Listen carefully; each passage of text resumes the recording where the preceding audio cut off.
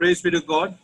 Once again, we thank and praise God for this time God has granted unto us for to come to the Word of God, the Bible study that we are having evening after the coronavirus problem. God has been gracious in enabling us to learn the Word of God, not only in this place, through this way, to this assembly, but also through various other. We welcome all of you in the most blessed and glorious name of our Lord and Savior, Jesus Christ. We welcome on behalf of the Kodambakam Christian Assembly in Chennai. To begin with, I request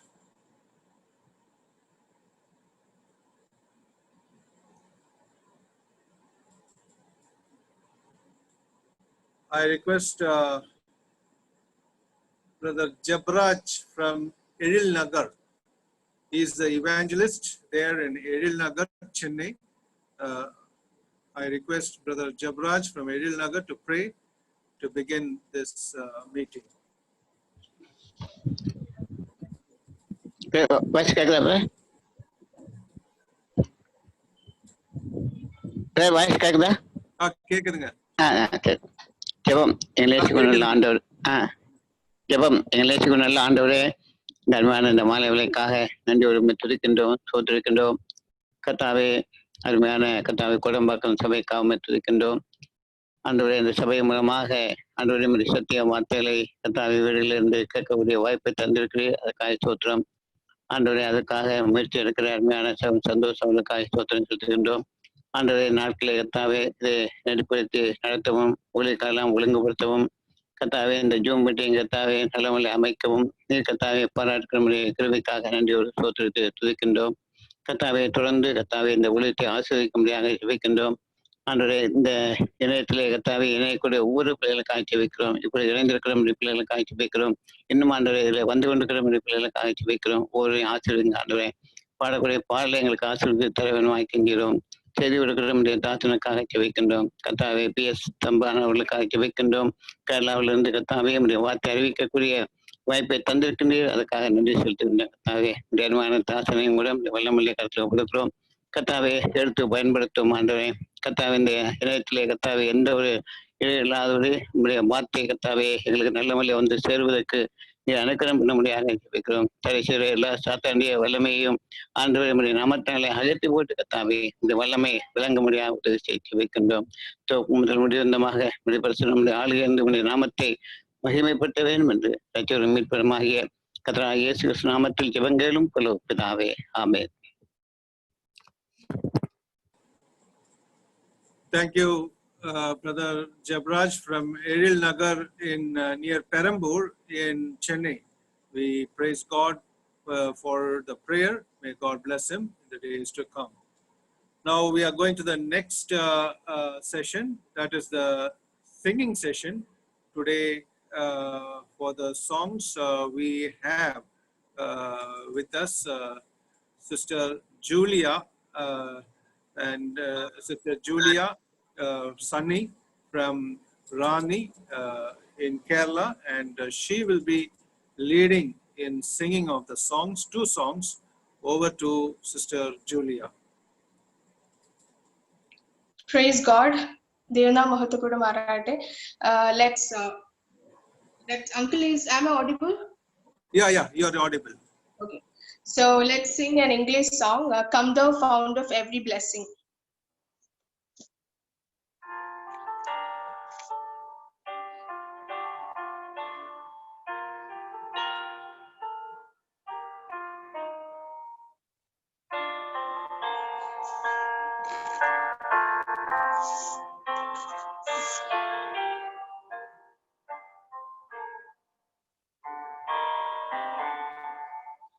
Come thou fount of every blessing, tune my heart to sing thy grace.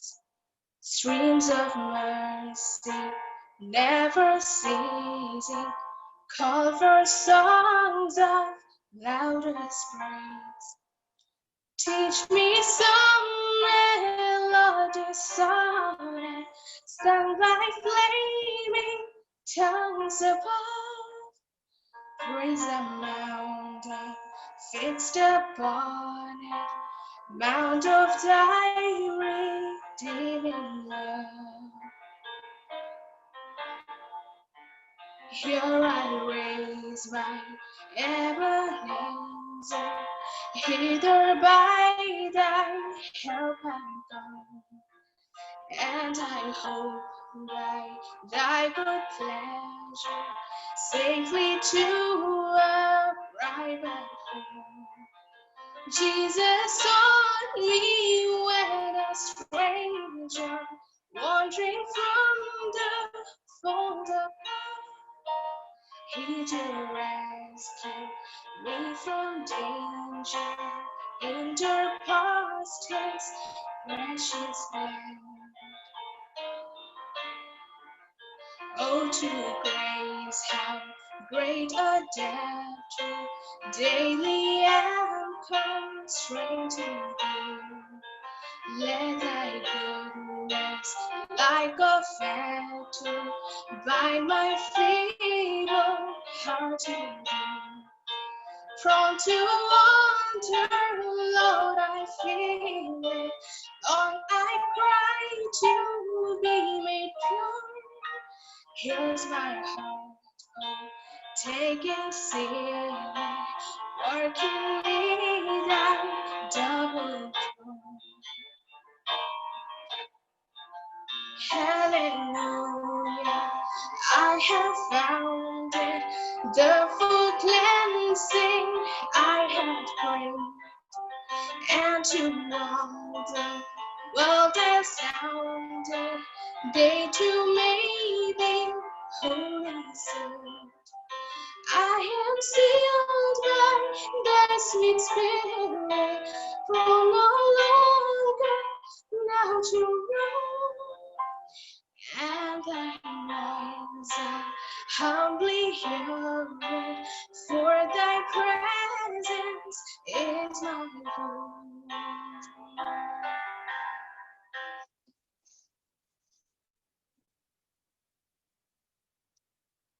Next, we'll sing a Tamil song, song number 499 from Geethangalum Kirthanangalum.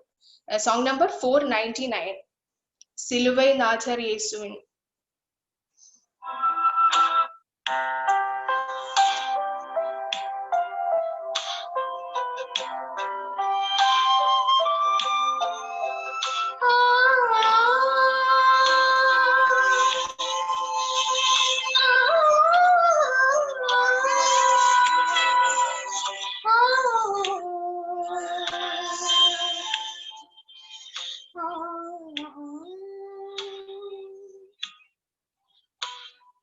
சிலுவை நாதர் இயேசுவின் பேரொளி வீசிடும் தூய கண்கள். சிலுவை நாதர் இயேசுவின் பேரொளி வீசிடும் தூய கண்கள். என்னை நோக்கி பார்க்கின்ற தம் காயங்களையும் பார்க்கின்ற, என்னை நோக்கி பார்க்கின்ற தம் காயங்களையும் பார்க்கின்ற சிலுவை நாதர் இயேசுவே.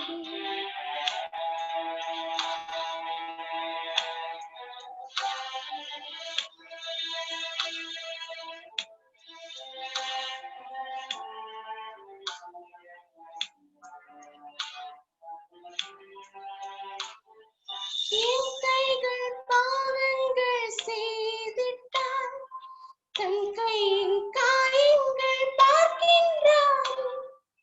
என் கைகள் பாவங்கள் செய்திட்டால் தன் கையின் காயங்கள் பார்க்கின்றார்.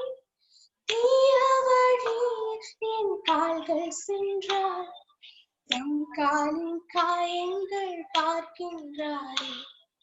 தீய வழியில் என் கால்கள் சென்றார், தம் காலின் காயங்கள் பார்க்கின்றாரே. சிலுவை நாதர் இயேசு.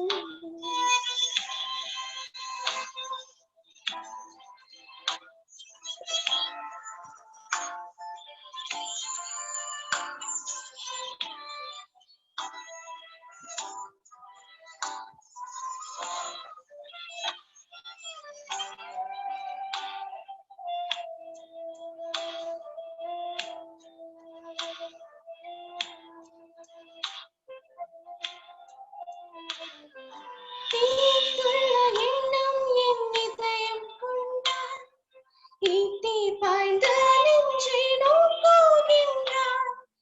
தீட்டுள்ள எண்ணம் என் இதயம் கொண்டார், ஈட்டி பாய்ந்த நெஞ்சை நோக்குகின்றார். வீண் பெருமை என்னில் இடம் பெற்றார், முள்மூடி பார்த்திட ஏங்குகின்றார். வீண் பெருமை என்னில் இடம் பெற்றார், முள்மூடி பார்த்திட ஏங்குகின்றார். சிலுவை நாதர் இயேசு.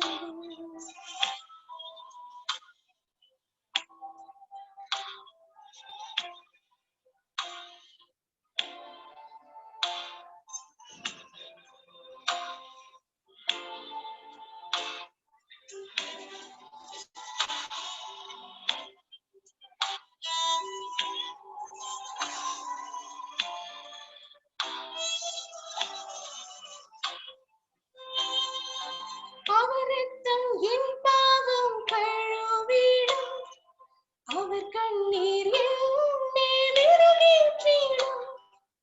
அவர் ரத்தம் என் பாவம் கழுவிடும், அவர் கண்ணீர் என் மேல் இறங்கிற்றிடும். கலங்கரிதற்காக ஒளி வீசுவேன், கலங்குவோரே அவர் மந்தை சேர்க்கும். கலங்கரிதற்காக ஒளி வீசுவேன், கலங்குவோரே அவர் மந்தை சேர்க்கும். சிலுவை நாதர் இயேசு.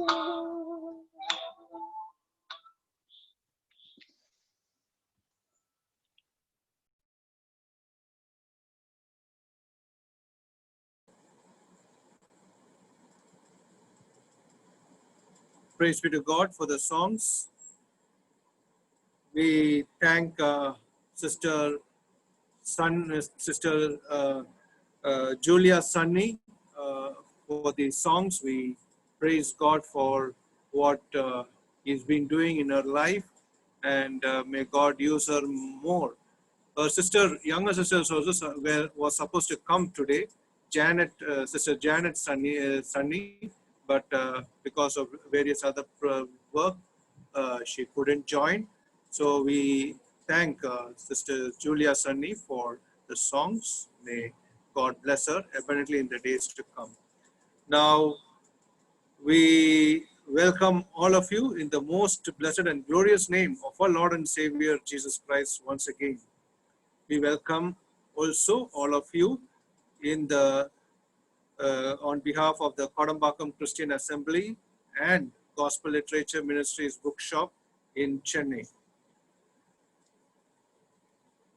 Today and tomorrow, God willing, we are going to have studies by our eminent and elderly evangelist, scholar evangelist P.S. Thamban from Rani, Kerala.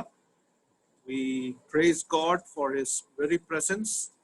It is great encouragement, and we thank God for him having accepted our invitation for to take these few days of Bible studies. Whenever I am hearing the name P.S. Thamban Achayan, it is so great. I praise God for his messages. It has influenced me in various media, in YouTube and all the others.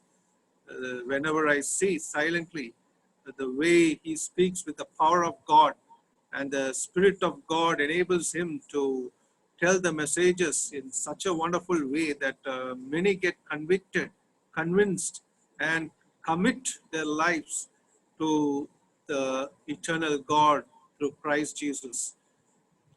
We thank the same evangelist, P.S. Tamban, to once again come to the Kodambakkam Christian Assembly in Chennai.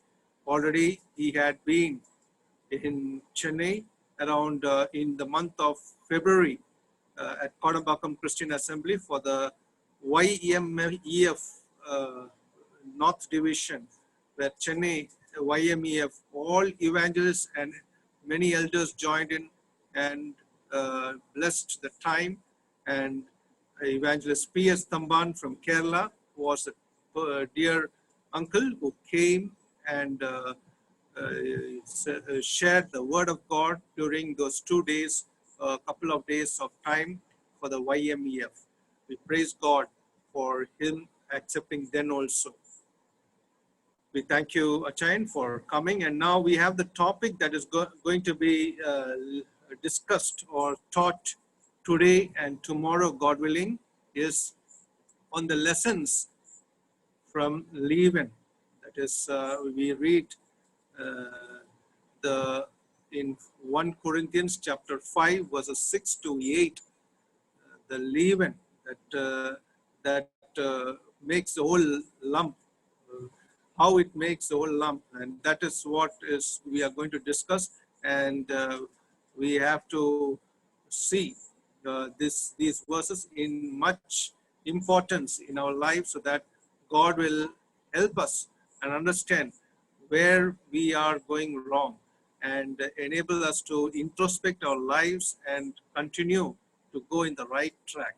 So we are looking forward for the message. We also have to translate the Malayalam to Tamil message.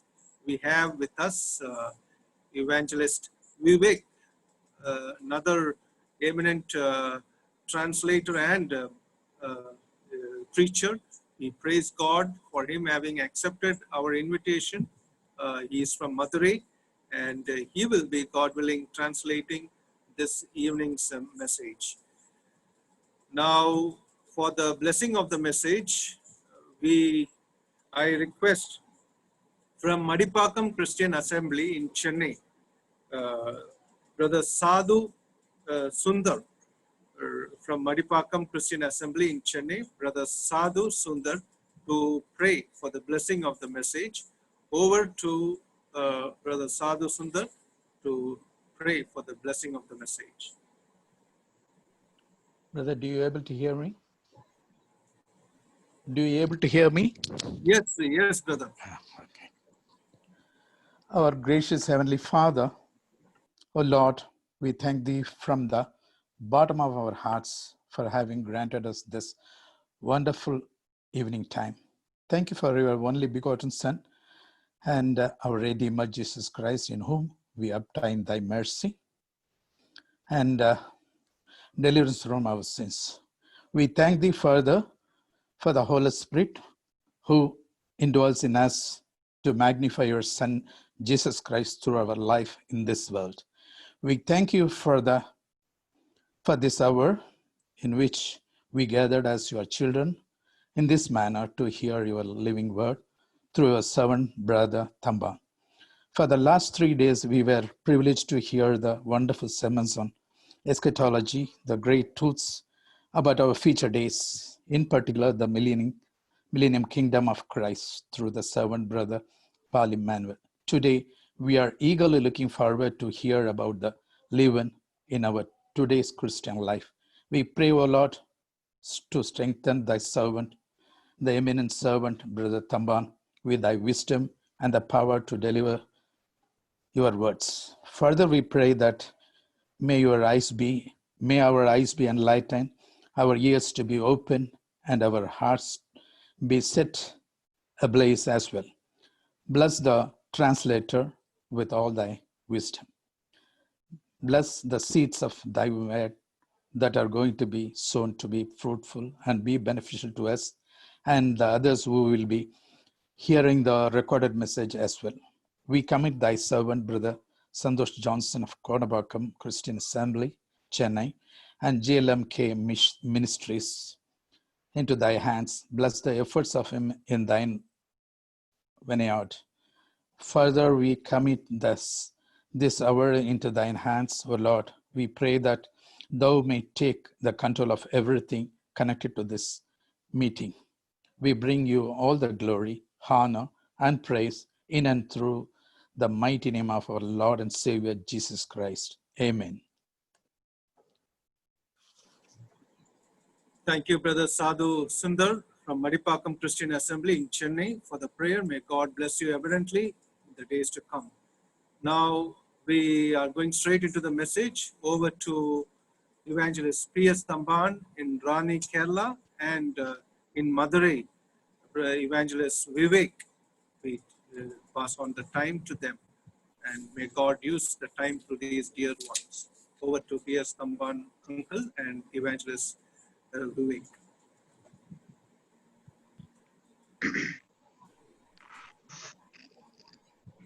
ദൈവനാമം വാഴ്ത്തപ്പെടുമാറാകട്ടെ. ദൈവമുடைய നാമം മഹിമപ്പെടുവதாக. ഈ മീറ്റിംഗിൽ സംബന്ധിക്കുന്ന എല്ലാ പ്രിയപ്പെട്ടവർക്കും കർത്താവായ യേശു ക്രിസ്തുവിന്റെ വിലയേറിയ നാമത്തിൽ സ്നേഹവന്ദനങ്ങൾ അറിയിക്കുന്നു. இந்த கூட்டத்திலே கலந்து கொண்டிருக்கிற அன்புக்குரிய யாவருக்கும் கர்த்தராகிய இயேசு கிறிஸ்து நாமத்தினாலே அன்பின் வாழ்த்துக்களை தெரியப்படுத்துகிறேன். ഈ മീറ്റിംഗ് ക്രമീകരിച്ച് എന്നെ ശുശ്രൂഷയ്ക്ക് ക്ഷണിച്ച കോടമ്പാക്കം ക്രിസ്ത്യൻ ബ്രദറൻ അസംബ്ലിയോട് പ്രത്യേകം ഞാൻ കർത്താവിന്റെ നാമത്തിൽ എന്റെ ഹൃദയം നിറഞ്ഞ നന്ദി അറിയിക്കുന്നു. இந்த கூட்டத்தை ஆயத்தப்படுத்தி இந்த கூட்டத்திற்கு என்னை அழைத்ததான கோடம்பாக்கம் கிறிஸ்தவ சபையினருக்கு என்னுடைய இருதயபூர்வமான நன்றியை தெரியப்படுத்துகின்றேன். ഈ മീറ്റിംഗിന് എന്നെ ക്ഷണിച്ച പ്രിയ സന്തോഷ് ജോൺസൺ എനിക്ക് വളരെ പ്രിയങ്കരനായ ഒരു ദൈവമകനാണ്. இந்த கூட்டத்திற்கு என்னை அழைத்த அருமையான சகோதரன் சந்தோஷ் ஜான்சன் எனக்கு மிகவும் அன்புக்குரிய ஒரு தேவனுடைய பிள்ளை. ആത്മീക കാര്യങ്ങളിൽ വളരെ തൽപരനായ ആ യുവ സഹോദരനെ ഓർത്ത് ഞാൻ ദൈവത്തെ മഹത്വപ്പെടുത്തും. ஆவிக்குரிய காரியங்களிலே மிக உற்சாகம் உள்ளதான அந்த வாலிப சகோதரன் நினைத்து நான் தேவனை மகிமைப்படுத்துகின்றேன். എനിക്ക് ഇന്നൊരു നല്ല ട്രാൻസ്ലേറ്ററെയാണ് കിട്ടിയിരിക്കുന്നത്, സഹോദരൻ വിവേക്. எனக்கு இன்றைக்கு ஒரு நல்ல ஒரு மொழிபெயர்ப்பாளர் கிடைத்திருக்கிறார், சகோதரன் விவேக்.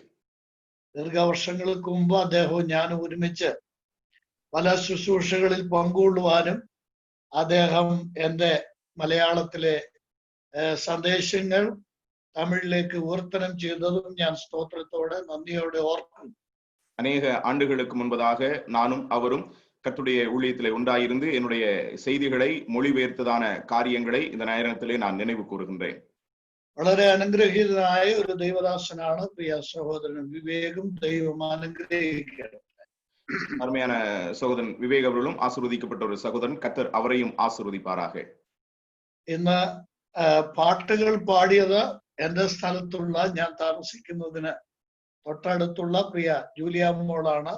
പ്രിയ മകളെ ഓർത്തും ഞാൻ ദൈവത്തെ മഹത്വപ്പെടുത്തും. இன்றைக்கு பாடலை பாடினதான அருமையான சகோதரி, நான் தங்கி இருக்கக்கூடியதான இடத்திற்கு மிக அருகில் உள்ளதான சகோதரி, அருமையான மகளையும் கர்த்ததாமே ஆசீர்வதிப்பாராக. കർത്താവിന്റെ നാമമഹത്വത്തിനു വേണ്ടി പ്രിയ മകളെ കർത്താവ് തുടർന്നും ഉപയോഗിക്കട്ടെ. கர்த்தருடைய நாம மகிமைக்காக அருமையான மகளை கர்த்ததாமே தொடர்ந்து பயன்படுத்துவாராக. ഇന്നത്തെ നമ്മുടെ ശുശ്രൂഷ അനുഗ്രഹകരമായി തീരുവാൻ ദൈവസേനയിൽ പ്രാർത്ഥനാപൂർവ്വം നമ്മൾക്കായിരിക്കാം. இன்றைய கூட்டத்தை தேவன் நமக்கு ஆசீர்வதிக்கும்படியாக தேவ சமூகத்திலே ஜெபத்தோடு கூட நாம் அமர்ந்திருப்போம். എനിക്ക് തോന്നുന്നു 8 മണി വരെയുള്ള സമയം ആയിരിക്കും ശുശ്രൂഷയ്ക്കുള്ളത് എന്ന് തോന്നുന്നു, അല്ലേ? நான் நினைக்கிறேன் 8 மணிக்கு உரையதான நேரம் இந்த பிரசங்கத்துக்குரிய நேரம் என்று நான் நினைக்கிறேன். 8 மணி வரைக்குமாக. സന്തോഷ് കേൾക്കുന്നുണ്ടോ? Yes, uncle. 8 മണി വരെയാണോ അതോ 1 hour? 1 hour. Okay, thank you very much. Okay, ഇന്ന് നമ്മൾ ചിന്തിക്കുന്നത് കൊരിന്ത്യർക്ക് എഴുതിയ 1-ാം ലേഖനം 5-ാം അധ്യായത്തിന്റെ 6 മുതൽ 8 വരെയുള്ള വാക്യങ്ങളെ അധികരിച്ച് ഒരു സന്ദേശമാണ് ചിന്തിക്കാൻ ആഗ്രഹിക്കുന്നത്. இன்றைக்கு நாம் சிந்திக்க இருக்கிறதான காரியம் 1 கொரிந்தியர் 5-ாம் அதிகாரம் 6 முதல் 8 வரையுள்ளதான வசனங்களை மையப்படுத்தி நாம் சிந்திக்க இருக்கின்றோம். ഈ ഭാഗം പ്രിയ വിവേക ദയവായിട്ട് തമിഴിൽ ഒന്ന് വായിച്ചു കേൾപ്പിക്കാൻ ഞാൻ ആഗ്രഹിക്കുന്നു. இந்த பகுதியை தமிழிலே வாசிக்கும்படியாக நான் விரும்புகிறேன். 1 கொரிந்தியர் 5ஆம் அதிகாரம் 6 முதல் 8 வரையிலான வாக்கியங்கள்.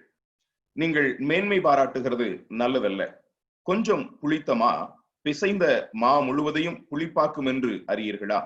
ஆகையால் நீங்கள் புளிப்பில்லாதவர்களாய் இருக்கிறபடியே புதிதாய் பிசைந்த மாவாய் இருக்கும்படிக்கு பழைய புளித்த மாவை புறம்பே கழித்து போடுங்கள். ஏனெனில் நம்முடைய பஸ்காவாகிய கிறிஸ்து நமக்காக பலியிடப்பட்டிருக்கிறாரே. ஆதலால் பழைய புளித்த மாவோடே அல்ல, துர்க்குணம் பொல்லாப்பு என்னும் புளித்த மாவோடும் அல்ல, துப்புரவு உண்மை என்னும் புளிப்பில்லாத அப்பத்தோடே பண்டிகையை ஆசரிக்க கடவோம். കൊരിന്തു സഭയ്ക്കുള്ള പൗലോസ് അപ്പോസ്തലന്റെ ഈ ലേഖനത്തിൽ, ഈ കത്തിൽ അവർക്ക് നൽകുന്ന ഒരു നിർദ്ദേശമാണ് നമ്മൾ ഇവിടെ വായിച്ചത്. கொரிந்து சபைக்கு அப்போஸ்தலனாகிய பவுல் எழுதினதான இந்த நிருபத்திலே அவர்களுக்கு கொடுக்கக்கூடியதான ஒரு ஆலோசனையை நாம் இங்கே பார்க்கின்றோம். ഈ 5ആം അധ്യായത്തില് ആ സഭയിൽ നിലനിന്ന ദുർനടപ്പിനെ കുറിച്ചാണ് പ്രതിപാദിക്കുന്നത്. இந்த 5வது அதிகாரத்திலே அந்த சபையிலே காணப்பட்டதான ஒரு தவறான நடக்கை அல்லது விபச்சாரத்தை குறித்து நாம் இங்கே பார்க்கின்றோம். 1 മുതൽ 4 വരെയുള്ള അധ്യായങ്ങളിൽ ആ സഭയിൽ നിലനിന്നിരുന്ന വിഭാഗീയത, ഭിന്നതയെ കുറിച്ചാണ് പറയുന്നത്. 1 முதல் 4 வரையிலான அதிகாரங்களில் அந்த சபையிலே காணப்பட்டதான பிரிவினையை குறித்து நாம் பார்க்கின்றோம். 5ആം അധ്യായത്തിൽ ജാതികളുടെ ഇടയിൽ പോലും ഇല്ലാത്ത ഒരു പാപത്തെ കുറിച്ചാണ് പൗലോസ് അപ്പോസ്തലൻ അപകടകരമായിട്ടുള്ള മുന്നറിയിപ്പ് നൽകുന്നത്. 5ஆம் அதிகாரத்திலே அஞ்ஞானிகளுக்குள்ளும் சொல்லப்படாத பாவமாய் இருக்கக்கூடியதான காரியத்தை குறித்து அந்த ஆபத்தை எச்சரித்து சொல்லுகின்றார். അതിനെ പൗലോസ് അപ്പോസ്തലൻ ശാസിക്കുന്നതോടൊപ്പം ആ ദുഷ്ടനെ നിങ്ങളുടെ ഇടയിൽ നിന്ന് നീക്കിക്കളയുവീൻ എന്ന് ആ സഭയ്ക്ക് പ്രത്യേകമായ കൽപ്പന, ആജ്ഞ നൽകുകയാണ്. அந்த காரியத்தை கடிந்து கொள்ளவும் அந்த துன்மார்க்கனை உங்களை விட்டு அகற்றி போடுங்கள் என்கிறதான கட்டளையும் அப்போஸ்தலனாகிய பவுல் அங்கே கொடுக்கின்றார். ആ പാപത്തെ കുറിച്ച് ശാസിക്കുമ്പോൾ ആ പാപം ചെയ്ത വ്യക്തിയെ നീക്കിക്കളയേണ്ടതിന്റെ ആവശ്യകത പറയുമ്പോഴാണ് ഈ ഭാഗം, ഈ വാക്യങ്ങൾ പൗലോസ് അപ്പോസ്തലൻ ഇവിടെ പറയേണ്ടി വന്നത്. அந்த பாவத்தை குறித்த நிலையிலே அதை அகற்ற வேண்டும் என்று சொல்லும் பொழுதுதான், அதோடு தொடர்புள்ள நிலையிலே தான் இப்பொழுது நான் வாசிக்க கேட்டதான இந்த வேத பகுதியை பவுல் சொல்லுகின்றார். ഇവിടെ നമ്മൾ കാണുന്നത് നീക്കിക്കളയുവീൻ എന്നുള്ള ഒരു പദമാണ് അവിടെ കാണുന്നത്. 7ആം വാക്യത്തിൽ പഴയ പുളിമാവിനെ നീക്കിക്കളയുവീൻ. நாம் 7வது வசனத்திலே வாசிக்கின்றோம், பழைய புளித்த மாவை புறம்பே கழித்து போடுங்கள் என்று நாம் வாசிக்கின்றோம். ഇതിന്റെ ഒടുവിലത്തെ വാക്യത്തിൽ 13ആം വാക്യത്തിൽ ആ ദുഷ്ടനെ നിങ്ങളുടെ ഇടയിൽ നിന്ന് നീക്കിക്കളയുവീൻ എന്ന് കാണാം. அதே விதத்திலே 13ஆம் வசனத்தின் இறுதி பகுதியிலே அந்த பொல்லாதவனை உங்களை விட்டு தள்ளி போடுங்கள் என்று நாம் வாசிக்கின்றோம். പുളിച്ച മാവിനെ നീക്കിക്കളയണം. புளித்த மாவை களைந்து போட வேண்டும். അതുകൊണ്ട് ഉദ്ദേശിക്കുന്നത്, அதன் நிமித்தமாக அவர்கள் எண்ணுகிறது, ആ പാപത്തെ മാത്രമല്ല ആ പാപം ചെയ്തവനെയും നീക്കിക്കളയുവാൻ പൗലോസ് ആവശ്യപ്പെടുകയാണ്. அந்த பாவத்தை மட்டுமல்ல, அந்த பாவத்தை செய்த மனிதனையும் புறம்பாக்க வேண்டும் என்று பவுல் விரும்புகின்றார். ആ പാപത്തെ കുറിച്ച് പറയുമ്പോഴാണ് പുളിമാവ്, ലവൺ എന്ന വാക്ക് പൗലോസ് ഇവിടെ ഉപയോഗിക്കുന്നത്. அந்த பாவத்தை குறித்து சொல்லும் பொழுதுதான் பவுல் அப்போஸ்தலன் புளித்த மா என்கிறதான வார்த்தையை இங்கே பயன்படுத்துகின்றார். ഈ പാപത്തെ പൗലോസ് അപ്പോസ്തലൻ പുളിച്ച മാവിനോടാണ് ഉപമിക്കുന്നത്. இந்த பாவத்தை பவுல் அப்போஸ்தலன் புளித்த மாவோடு கூட அவர் ஒப்பிட்டு சொல்லுகின்றார். ഇത് പഴയ നിയമ വെളിച്ചത്തിൽ ചിന്തിക്കേണ്ട ഒരു ഭാഗമാണ്. இது பழைய ஏற்பாட்டின் வெளிச்சத்திலே சிந்திக்க வேண்டியதான ஒரு வேத பகுதி. ശ്രദ്ധിക്കുക, ദൈവവചനം പഠിക്കുകയും ഗ്രഹിക്കുകയും ചെയ്യുന്ന ദൈവമക്കളാണ് അധികം പേരും എന്നെ ശ്രദ്ധിക്കുന്നതെന്ന് എനിക്കറിയാം. അതുകൊണ്ട് ഈ കാര്യം ഗ്രഹിക്കാൻ വളരെ എളുപ്പമാണ്. என்னை கவனித்துக் கொண்டிருக்கிறதான அதிகமான பேர் வேதவசனத்தை கற்றுக்கொள்ளவும் அதை படிக்கும் செய்யக்கூடியதான நபர்கள். ஆகவே இந்த காரியங்களை நீங்கள் எளிமையான நிலையிலே புரிந்து கொள்வீர்கள் என்று நான் நினைக்கின்றேன். ഈ വാക്യങ്ങളിൽ 6 മുതൽ 8 വരെയുള്ള വാക്യങ്ങളിൽ യഹൂദന്മാരുടെ ഇടയിലെ ഉത്സവങ്ങളിൽ അഥവാ യഹോവയുടെ ഉത്സവങ്ങളിലെ 2 ഉത്സവങ്ങളുടെ സൂചന ഇവിടെയുണ്ട്. இங்கே சொல்லப்பட்டிருக்கிறதான 6 முதல் 8 வரையிலுள்ளதான வசனங்களில் யூதர்கள் நடுவிலே காணப்பட்டதான கர்த்தருடைய பண்டிகையிலே அல்லது யூதர்களுடைய பண்டிகையிலே 2 பண்டிகை குறித்து நாம் இங்கே வாசிக்கின்றோம். 7 ഉത്സവങ്ങളാണ് യഹൂദന്മാർക്ക് ദൈവം നിർദ്ദേശിച്ചു കൊടുത്തത്. അത് അവര് കണ്ടെത്തിയതല്ല, ദൈവം അവർക്ക് കൽപ്പിച്ചു കൊടുത്തതാണ് അവർ ആചരിക്കാൻ. அதாவது 7 பண்டிகைகளை தேவன் அவர்களுக்கு கட்டளையிட்டிருந்தார். அவ்விதமாக தேவனாலே கட்டளையிடப்பட்டிருந்ததான பண்டிகைகளை அவர்கள் கை கொண்டு வந்தார்கள். ഇവിടെ വായിക്കുന്നത് 8ാം വാക്യത്തിൽ പൗലോസ് അപ്പോസ്തലൻ പറയുന്നത് നമ്മളും ഉത്സവം ആചരിക്കണം എന്നാണ്. இங்கே 8வது வசனத்திலே நாமும் பண்டிகையை ஆசரிக்க கடவோம் என்று அவர் சொல்லுகின்றார். സ്വച്ഛതയും സത്യവുമായ പുളിപ്പില്ലായ്മ കൊണ്ട് തന്നെ ഉത്സവം ആചരിക്കുക. துப்புரவும் உண்மையும் என்னும் புளிப்பில்லாத அப்பத்தோடே பண்டிகையை ஆசரிக்க கடவோம். ബ്രദറൻകാർക്ക് ഉത്സവമുണ്ടോ? അവർക്ക് ഉത്സവം ആചരിക്കാൻ വ്യവസ്ഥയുണ്ടോ? சகோதர சபையினருக்கு பண்டிகை இருக்கிறதா? பண்டிகை கொண்டாடும்படியான கட்டளை அவர்களுக்கு இருக்கிறதா? തിരുനാള് ഉത്സവം എന്ന് കേൾക്കുമ്പോ തന്നെ നമുക്ക് അലർജിയാണ്. பண்டிகை திருவிழா என்று கேட்கும் பொழுதுதானே நமக்கு ஒவ்வாமை உண்டாகிறது. എന്നാൽ ദൈവവചനം നമ്മളോട് പറയാണ് നമ്മൾ ഉത്സവം ആചരിക്കണം. ஆனால் தேவனுடைய வசனம் நமக்கு சொல்லுகிறது நாம் பண்டிகையை ஆசரிக்க கடவோம். യഹോവയുടെ ഉത്സവങ്ങളെല്ലാം ആത്മീക അർത്ഥങ്ങൾ ഉൾക്കൊള്ളുന്നതാണ്. கர்த்தருடைய பண்டிகைகள் எல்லாம் ஆவிக்குரிய அர்த்தங்களை வெளிப்படுத்தக்கூடியது. അവയെല്ലാം ക്രിസ്തുവിൽ നിവർത്തിയായി. அவைகளெல்லாம் கிறிஸ்துவிலே நிறைவேறினது. ഇനിയും ചിലത് നിവർത്തിയാകാനുണ്ട്. കൂടാര പെരുന്നാളൊക്കെ ഇനി നിവർത്തിയാകാനുള്ളതാണ്. இன்னும் நிறைவேற வேண்டியவைகள் இருக்கிறது. கூடார பண்டிகை போன்றவைகள் நிறைவேற வேண்டியவைகளாக இருக்கின்றவைகள். നമ്മൾ ആ ഭാഗത്തേക്ക് പോയാൽ നമ്മൾക്ക് എല്ലാം ചിന്തിക്കാൻ കഴിയില്ല. ഇവിടെ 2 ഉത്സവങ്ങളെ കുറിച്ച് പറയുന്നു. அந்த பகுதிக்குள்ளாக நாம் போவோம் என்றால் எல்லாவற்றையும் நம்மாலே சிந்திக்க இயலாது. ஆனால் இங்கே 2 பண்டிகைகளை குறித்து நாம் வாசிக்கின்றோம்.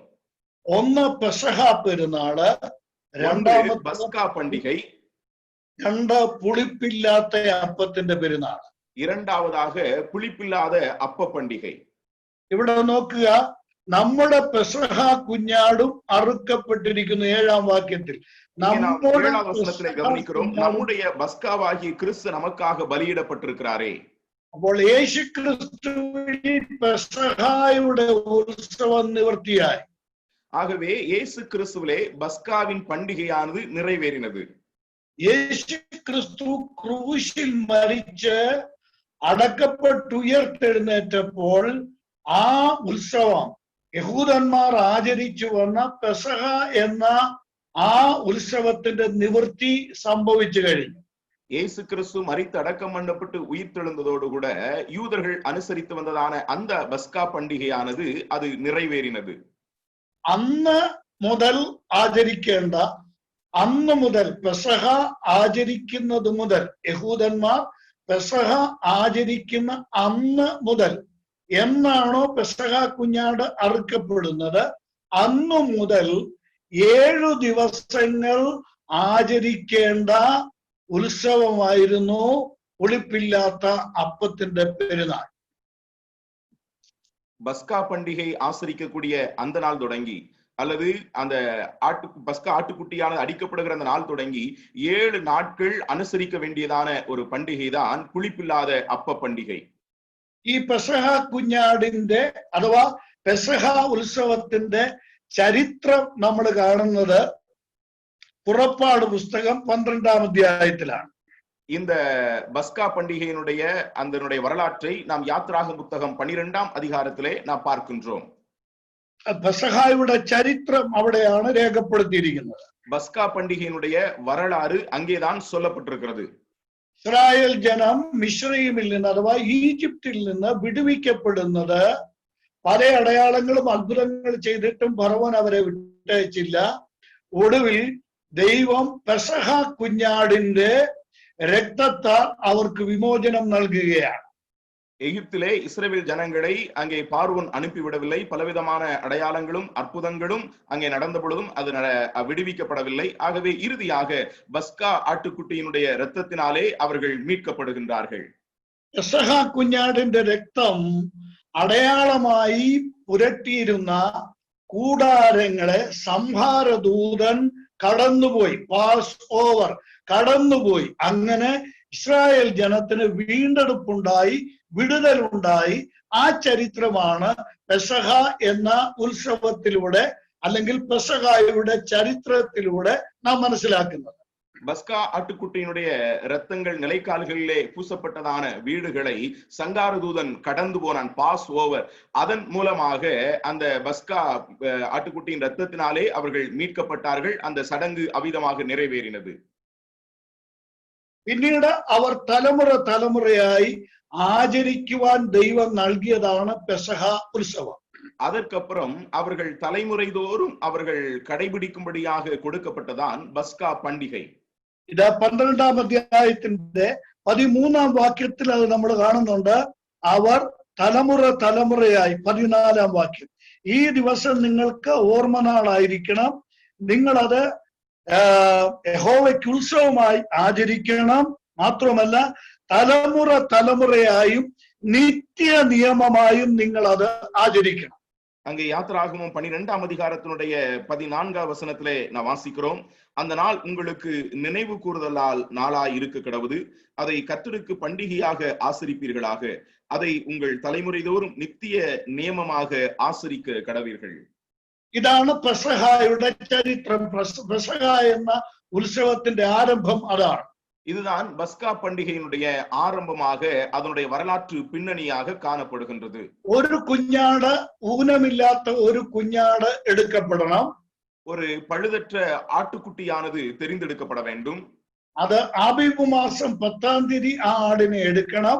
அது ஆபிப் மாதம் 10ஆம் தேதி அந்த ஆட்டுக்குட்டியானது தெரிந்தெடுக்கப்பட வேண்டும். 14-ാം തീയതി സന്ധ്യാസമയത്ത് അതിനെ അറുക്കണം. 14ஆம் தேதி மாலை வேளையிலே அது அடிக்கப்பட வேண்டும்.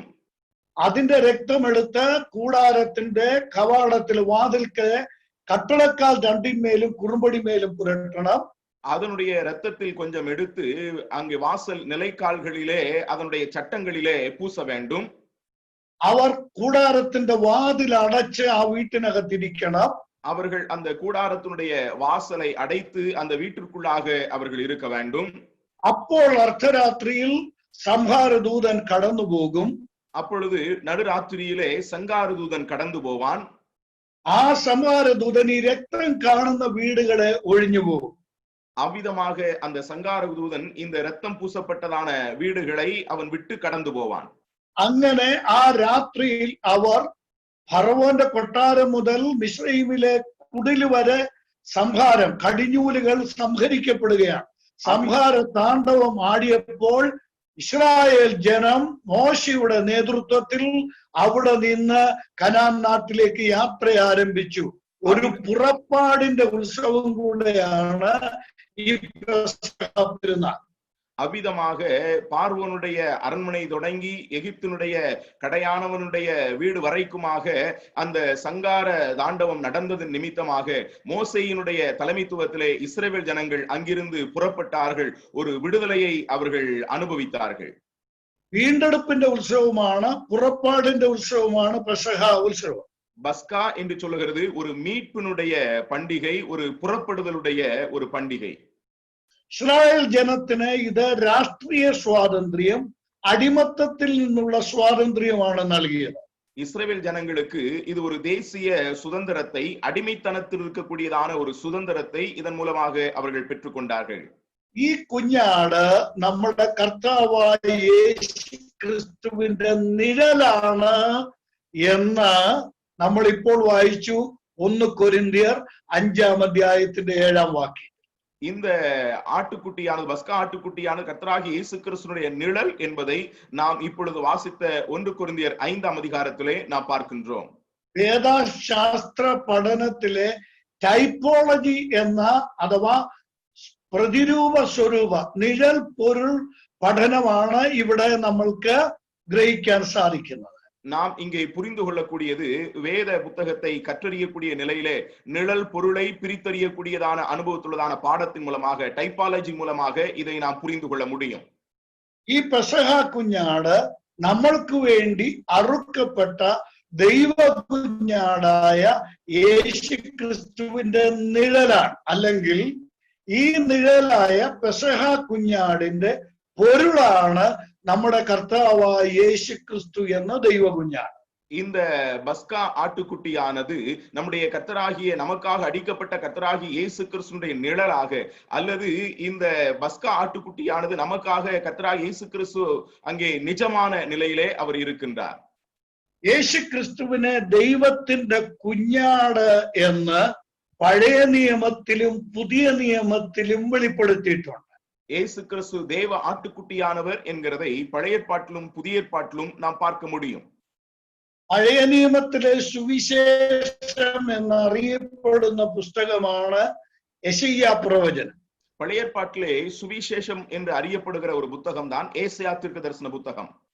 അതിന്റെ 53-ാം അധ്യായത്തിൽ യേശു ക്രിസ്തുവിനെ അറുക്കുവാൻ കൊണ്ടുപോകുന്ന കുഞ്ഞാടായിട്ടും രോമം കത്രിക്കുന്നവരുടെ മുമ്പാകെ മിണ്ടാതെ ഇരിക്കുന്ന ആടായിട്ടും അവിടെ നാം കാണുന്നുണ്ട്.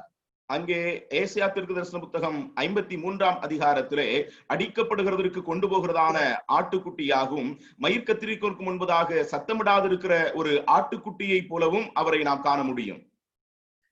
യോഹന്നാൻ എഴുതിയ സുവിശേഷം 1:29-35 വാക്യങ്ങൾ. യോഹന്നാന്റെ സുവിശേഷം 1:29-35 വാക്യങ്ങളിൽ യോഹന്നാൻ സ്നാപകൻ യേശുക്രിസ്തുവിനെ ചൂണ്ടിക്കാണിച്ചുകൊണ്ട് ഇതാ ലോകത്തിന്റെ പാപത്തെ ചുമക്കുന്ന ദൈവത്തിന്റെ കുഞ്ഞാട്, യെശയ്യാവ് പറഞ്ഞ കുഞ്ഞാട് യേശുക്രിസ്തു ആണ് എന്ന് യോഹന്നാൻ സ്നാപകൻ ചൂണ്ടിക്കാണിക്കും. யோவான் சுவிசேஷம் 1ஆம் அதிகாரம் 29-35 வசனத்திலே யோவான் ஸ்நானகன் இதோ உலகத்தின் பாவத்தை சுமந்து தீர்க்கிற தேவாட்டுக்குட்டி, அதாவது ஏசாயா தீர்க்கதரிசி சொன்னதான அந்த தேவ ஆட்டுக்குட்டி இதோ கர்த்தராகிய இயேசு கிறிஸ்து என்று அவர் சுட்டி காண்பிக்கின்றார். പഴയ നിയമത്തിൽ പറഞ്ഞിരിക്കുന്ന ദൈവത്തിന്റെ കുഞ്ഞാട് പുതിയ നിയമത്തിൽ കർത്താവായ യേശുക്രിസ്തു ആണെന്ന് വ്യക്തമാക്കപ്പെടുകയാണ്. பழைய ஏற்பாட்டிலே சொல்லப்பட்டிருக்கிறதான தேவாட்டுக்குட்டி புதிய ஏற்பாட்டிலே கர்த்தராகிய இயேசு கிறிஸ்து என்பது நமக்கு தெளிவாகிறது. 1 പത്രോസ് 1-ാം അധ്യായത്തിന്റെ 18-19 വാക്യങ്ങളിൽ നിർദോഷവും നിഷ്കളങ്കവുമായ കുഞ്ഞാട് എന്ന പത്രോസ് അപ്പോസ്തലൻ യേശുക്രിസ്തുവിനെ വിശേഷിപ്പിച്ചിരിക്കുന്നു. 1 பேதுரு 1ஆம் அதிகாரத்தினுடைய 18-19 வசனத்திலே குற்றமில்லாத மாசற்ற ஆட்டுக்குட்டியாகிய கிறிஸ்துவை அங்கே பேதுரு விசேஷப்படுத்தி சொல்லுகின்றார். വെളിപാട് പുസ്തകത്തിൽ മാത്രം 28 പ്രാവശ്യം യേശുക്രിസ്തുവിനെ കുഞ്ഞാട് എന്ന് വിളിച്ചിട്ടുണ്ട്. வெளிப்படுத்தின விசேஷத்திலே மட்டும் இயேசு கிறிஸ்துவை 28 முறை ஆட்டுக்குட்டியானவர் என்று சொல்லப்பட்டிருக்கிறதை நாம் பார்க்க முடியும். ചുരുക്കത്തിൽ ഞാൻ പറഞ്ഞതിന്റെ താല്പര്യം, പഴയ നിയമത്തിൽ പറയപ്പെട്ടിരിക്കുന്ന ദൈവ കുഞ്ഞാട് പുതിയ നിയമത്തിൽ നമ്മൾക്ക് വെളിപ്പെട്ട കർത്താവായ യേശുക്രിസ്തുവിന്റെ നിഴലാണ് എന്ന് വ്യക്തമായി തിരുവെഴുത്ത് നമ്മളെ പഠിപ്പിക്കുകയാണ്. நான் சுருக்கமாய் சொல்லி வருகிறதான காரியம் என்ன என்று சொன்னால், பழைய ஏற்பாட்டிலே சொல்லப்பட்டிருக்கிறதான ஆட்டுக்குட்டியானது கர்த்தராகிய இயேசு கிறிஸ்துவினுடைய நிழலாட்டமாக இருக்கிறது என்பதை நாம் அறிய வேண்டும்.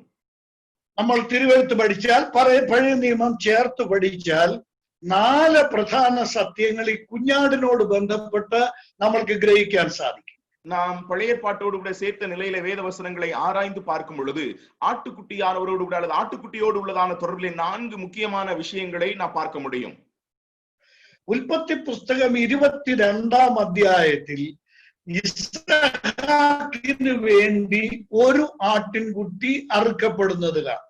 நாம் ஆதியாகமம் 22ஆம் அதிகாரத்திலே ஈசாக்குக்கு பதிலாக ஒரு ஆட்டுக்குட்டி அடிக்கப்படுகிறதை நாம் பார்க்கின்றோம்.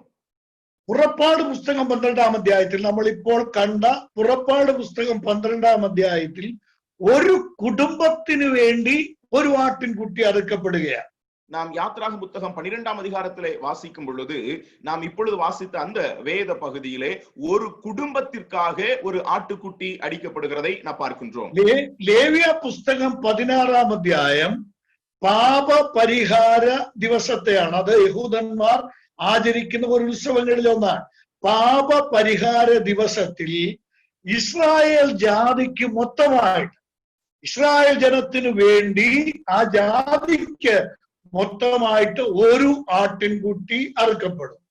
நாம் லேவியராகம புத்தகம் அதனுடைய 16ஆம் அதிகாரத்தை நாம் வாசிக்கும் பொழுது அதிலே ஒரு இஸ்ரவேல் ஜனங்களுடைய முழு ஜனத்திற்குமாக ஒரு ஆட்டுக்குட்டி அங்கே சொல்லப்பட்டிருக்கிறதான அந்த பண்டிகையானது பாவ பரிகார நாள் என்று சொல்லப்பட்டிருக்கிறது. அங்கே இஸ்ரவேல் ஜனங்களின் முழு ஜனத்திற்கும் ஒரு ஆட்டுக்குட்டி அடிக்கப்படுகிறதை நான் பார்க்க முடியும். ஒரு വ്യക്തിക്ക് വേണ്ടി ഒരാൾ അറുക്കപ്പെടുന്നു. ஒன்று, ஒரு தனிப்பட்ட மனிதனுக்காக ஒரு ஆட்டுக்குட்டி அடிக்கப்படுகிறது. രണ്ട്, ഒരു കുടുംബത്തിന് വേണ്ടി ഒരു ആട്ടിൻകുട്ടി അറുക്കപ്പെടുന്നു. இரண்டாவதாக ஒரு குடும்பத்திற்காக ஒரு ஆட்டுக்குட்டி அடிக்கப்படுகிறது. മൂന്ന്, ഒരു ജാതിക്ക് വേണ്ടി ഒരു ആട്ടിൻകുട്ടി അറുക്കപ്പെടുന്നു. மூன்றாவதாக ஒரு மக்கள் இனத்திற்காக ஒரு ஆட்டுக்குட்டி அடிக்கப்படுகிறது. എന്നാൽ നാലാമത് യേശുക്രിസ്തു എന്ന ദൈവ കുഞ്ഞാട് അറുക്കപ്പെട്ടത് സകല മാനവജാതിക്കും വേണ്ടിയാണ്, ലോകത്തിന്റെ പാപത്തെ നീക്കിക്കളയുവാനാണ്. ஆனால் நான்காவதாக ஒரு ஆட்டுக்குட்டி அடிக்கப்பட்டது கர்த்தராகிய இயேசு கிறிஸ்து முழு உலகத்தின் பாவத்தை பரிகரிக்கும்படியாக அவர் அடிக்கப்பட்டார். ഒരു വ്യക്തിക്ക് വേണ്ടി മാത്രമല്ല, ஒரு தனிப்பட்ட மனிதருக்கு மட்டுமல்ல, ഒരു കുടുംബത്തിന് വേണ്ടി മാത്രമല്ല, ஒரு குடும்பத்திற்கு மட்டுமல்ல, ഒരു ജാതിക്ക് വേണ്ടി മാത്രമല്ല, ஒரு குறிப்பிட்ட இனத்திற்கு மட்டுமல்ல, സകല ജാതികൾക്കും വേണ്ടി. അത് ഹിന്ദു എന്നോ മുസൽമാൻ എന്നോ ക്രിസ്ത്യാനി എന്നോ ജൈനനെന്നോ പാഴ്സിയെന്നോ വ്യത്യാസമില്ല. സകല ജാതികൾക്കും വേണ്ടി, സകല മനുഷ്യർക്കും വേണ്ടി ഒരു ആട്ടിൻകുട്ടി അറുക്കപ്പെട്ടു. അതാണ് കർത്താവായ യേശുക്രിസ്തു എന്ന ദൈവ കുഞ്ഞാടിന്റെ പെസഹ കുഞ്ഞാടിന്റെ യാഗം. அது சகல ஜனங்களுக்கும், கிறிஸ்தவன் என்றோ முகமதியன் என்றோ அல்லது எந்த விதமான வித்தியாசம் இல்லாதபடிக்கு சகல ஜனங்களுக்கும் அடிக்கப்பட்டதான ஒரு ஆட்டுக்குட்டி. அது கர்த்தராகிய இயேசு கிறிஸ்து என்கிறதான பஸ்கா ஆட்டுக்குட்டி. പുറപ്പാട് പുസ്തകം 12-ാം അധ്യായത്തിൽ ഒരു കുടുംബത്തിന് ഒരു ആട്ടിൻകുട്ടിയെ എടുത്ത് അറുക്കുകയാണ് പെസഹായി. யாத்ராகம புத்தகம் 12ஆம் அதிகாரத்திலே பஸ்கா பண்டிகையிலே ஒரு ஆட்டுக்குட்டியானது ஒரு குடும்பத்திற்காக அடிக்கப்படுகிறது. നമ്മൾ അവിടെ കാണുന്നത് ആയിരക്കണക്കിന് കുടുംബങ്ങളുണ്ട്, 10,000കണക്കിന് കുടുംബങ്ങളുണ്ട്. ആ കുടുംബങ്ങൾക്കെല്ലാം വേണ്ടി ആയിരക്കണക്കിന് ആടുകളാണ് സന്ധ്യാസമയത്ത് അവിടെ അറുക്കപ്പെടുന്നു. அங்கே ஆயிரக்கணக்கான 10,000கணக்கான குடும்பங்கள் அங்கே இருக்கிறார்கள். அந்த குடும்பங்களுக்காக ஆயிரக்கணக்கான 10,000ங்களுக்கும் அதிகமான ஆட்டுக்குட்டிகள் அந்த மாலை வேளையிலே அவைகள் கொல்லப்படுகிறது. സന്ധ്യായാഗത്തിന്റെ സമയത്ത് അവിടെ ആ സന്ധ്യയ്ക്ക് ആയിരക്കണക്കിന് ആടുകളുടെ നിലവിളി, കുഞ്ഞാടുകളുടെ നിലവിളി ആ പാളയത്തിൽ അവിടെ ഉയർന്നു. அந்த சாயங்கால பலி செலுத்தக்கூடியதான அந்த சந்தர்ப்பத்திலே ஆயிரக்கணக்கான ஆட்டுக்குட்டிகளுடைய கூக்குரலானது அந்த மாலை வேளையிலே அந்த பாளையத்திலிருந்து புறப்படுகிறது. എന്നാൽ കാൽവരിയിലെ ക്രൂശിൽ ഒരു ആട്ടിൻകുട്ടി ഇവിടെ നിലവിളി, എന്റെ ദൈവമേ, എന്റെ ദൈവമേ, നീ എന്നെ കൈവിട്ടത് എന്ത് എന്നുള്ള ഒരു ആട്ടിൻകുട്ടിയുടെ നിലവിളിയാണ് ലോകം ശ്രദ്ധിച്ചത്. ஆனால் கல்வாரி சிலுவையிலே ஒரு ஆட்டுக்குட்டியினுடைய ஒரு கூக்குரலை தான் இந்த உலகம் முழுவதும் கவனித்தது. என் தேவனே, என் தேவனே, ஏன் என்னை கைவிட்டீர் என்றதான அந்த துணி. ആ നിലവിളിയും ആ മരണവും അഥവാ ആ അറുക്കപ്പെടലും മാനവജാതിയുടെ പാപത്തിന്റെ പരിഹാരത്തിന് വീണ്ടെടുപ്പിന് നിദാനമായിട്ട് அந்த கூக்குரலும் அல்லது அந்த பலி மரணம் அடிக்கப்படுகிற அனுபவமும் மனுகுலத்தின் மீட்புக்கு ஏதுவானதாக மாறினது.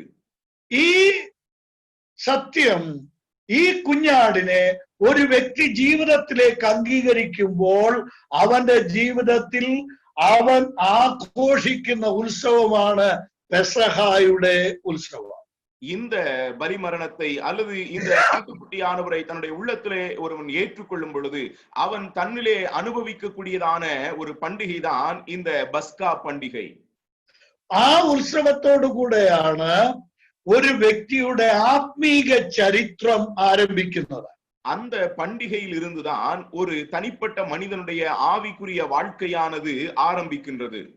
പുറപ്പാട് പുസ്തകം 12-ാം അധ്യായത്തിന്റെ 1-ാം വാക്യത്തിൽ നമ്മൾ വായിക്കുന്നത്, ഈ മാസം നിങ്ങൾക്ക് ആണ്ടുകളുടെ 1-ാം മാസമായിരിക്കണമെന്നാണ്. நாம் யாத்ராகம புத்தகம் 12ஆம் அதிகாரத்தினுடைய 1ஆம் வசனத்திலே நாம் வாசிக்கும் பொழுது, இந்த மாதம் உங்களுக்கு பிரதான மாதமாக வருஷத்தின் 1ஆம் மாதமாக இருப்பதாக என்று 2ஆம் வாக்கியத்திலே வாசிக்கின்றோம். ആ സമയം ആബീബ് മാസം എന്ന് പറയുന്നത് ഇസ്രായേലിലെ കലണ്ടറിലെ ആദ്യത്തെ മാസം ആയിരുന്നില്ല. ஆனால் அந்த காலகட்டத்திலே ஆபிப் மாதம் என்று சொல்லுகிறது இஸ்ரவேலுடைய நாட்காட்டியிலே 1வது மாதமாக இருக்கவில்லை. ആ മാസം ആദ്യ മാസമാക്കി ദൈവം. ஆனால் அந்த മാதத்தை ஆண்டவர் 1ஆம் மாதமாக மாற்றினார். കുഞ്ഞാടിന്റെ രക്തം കൊണ്ട് ആ മാസം ആരംഭിക്കുകയാണ്, വർഷം ആരംഭിക്കുകയാണ്. ஆட்டுக்குட்டியினுடைய இரத்தத்தின் மூலமாக அந்த வருஷமானது ஆரம்பிக்கிறது. എന്റെയും നിങ്ങളുടെയും ജീവിതത്തിൽ യേശുക്രിസ്തു എന്ന ദൈവകുഞ്ഞാടിന്റെ രക്തം തളിക്കപ്പെടുമ്പോഴാണ് നമ്മുടെ ആത്മീക ചരിത്രം ആരംഭിക്കുന്നത്. என்னுடைய உங்களுடைய வாழ்க்கையிலே இயேசு கிறிஸ்து என்கிறதான ஆட்டுக்குட்டியானுடைய ரத்தம் தெளிக்கப்படும் பொழுதுதான் நம்முடைய ஆவிக்குரிய வாழ்க்கையானது ஆரம்பிக்கின்றது. അവിടെയാണ് ആരംഭിക്കുന്നത്, அங்கேதான் துவங்குகின்றது.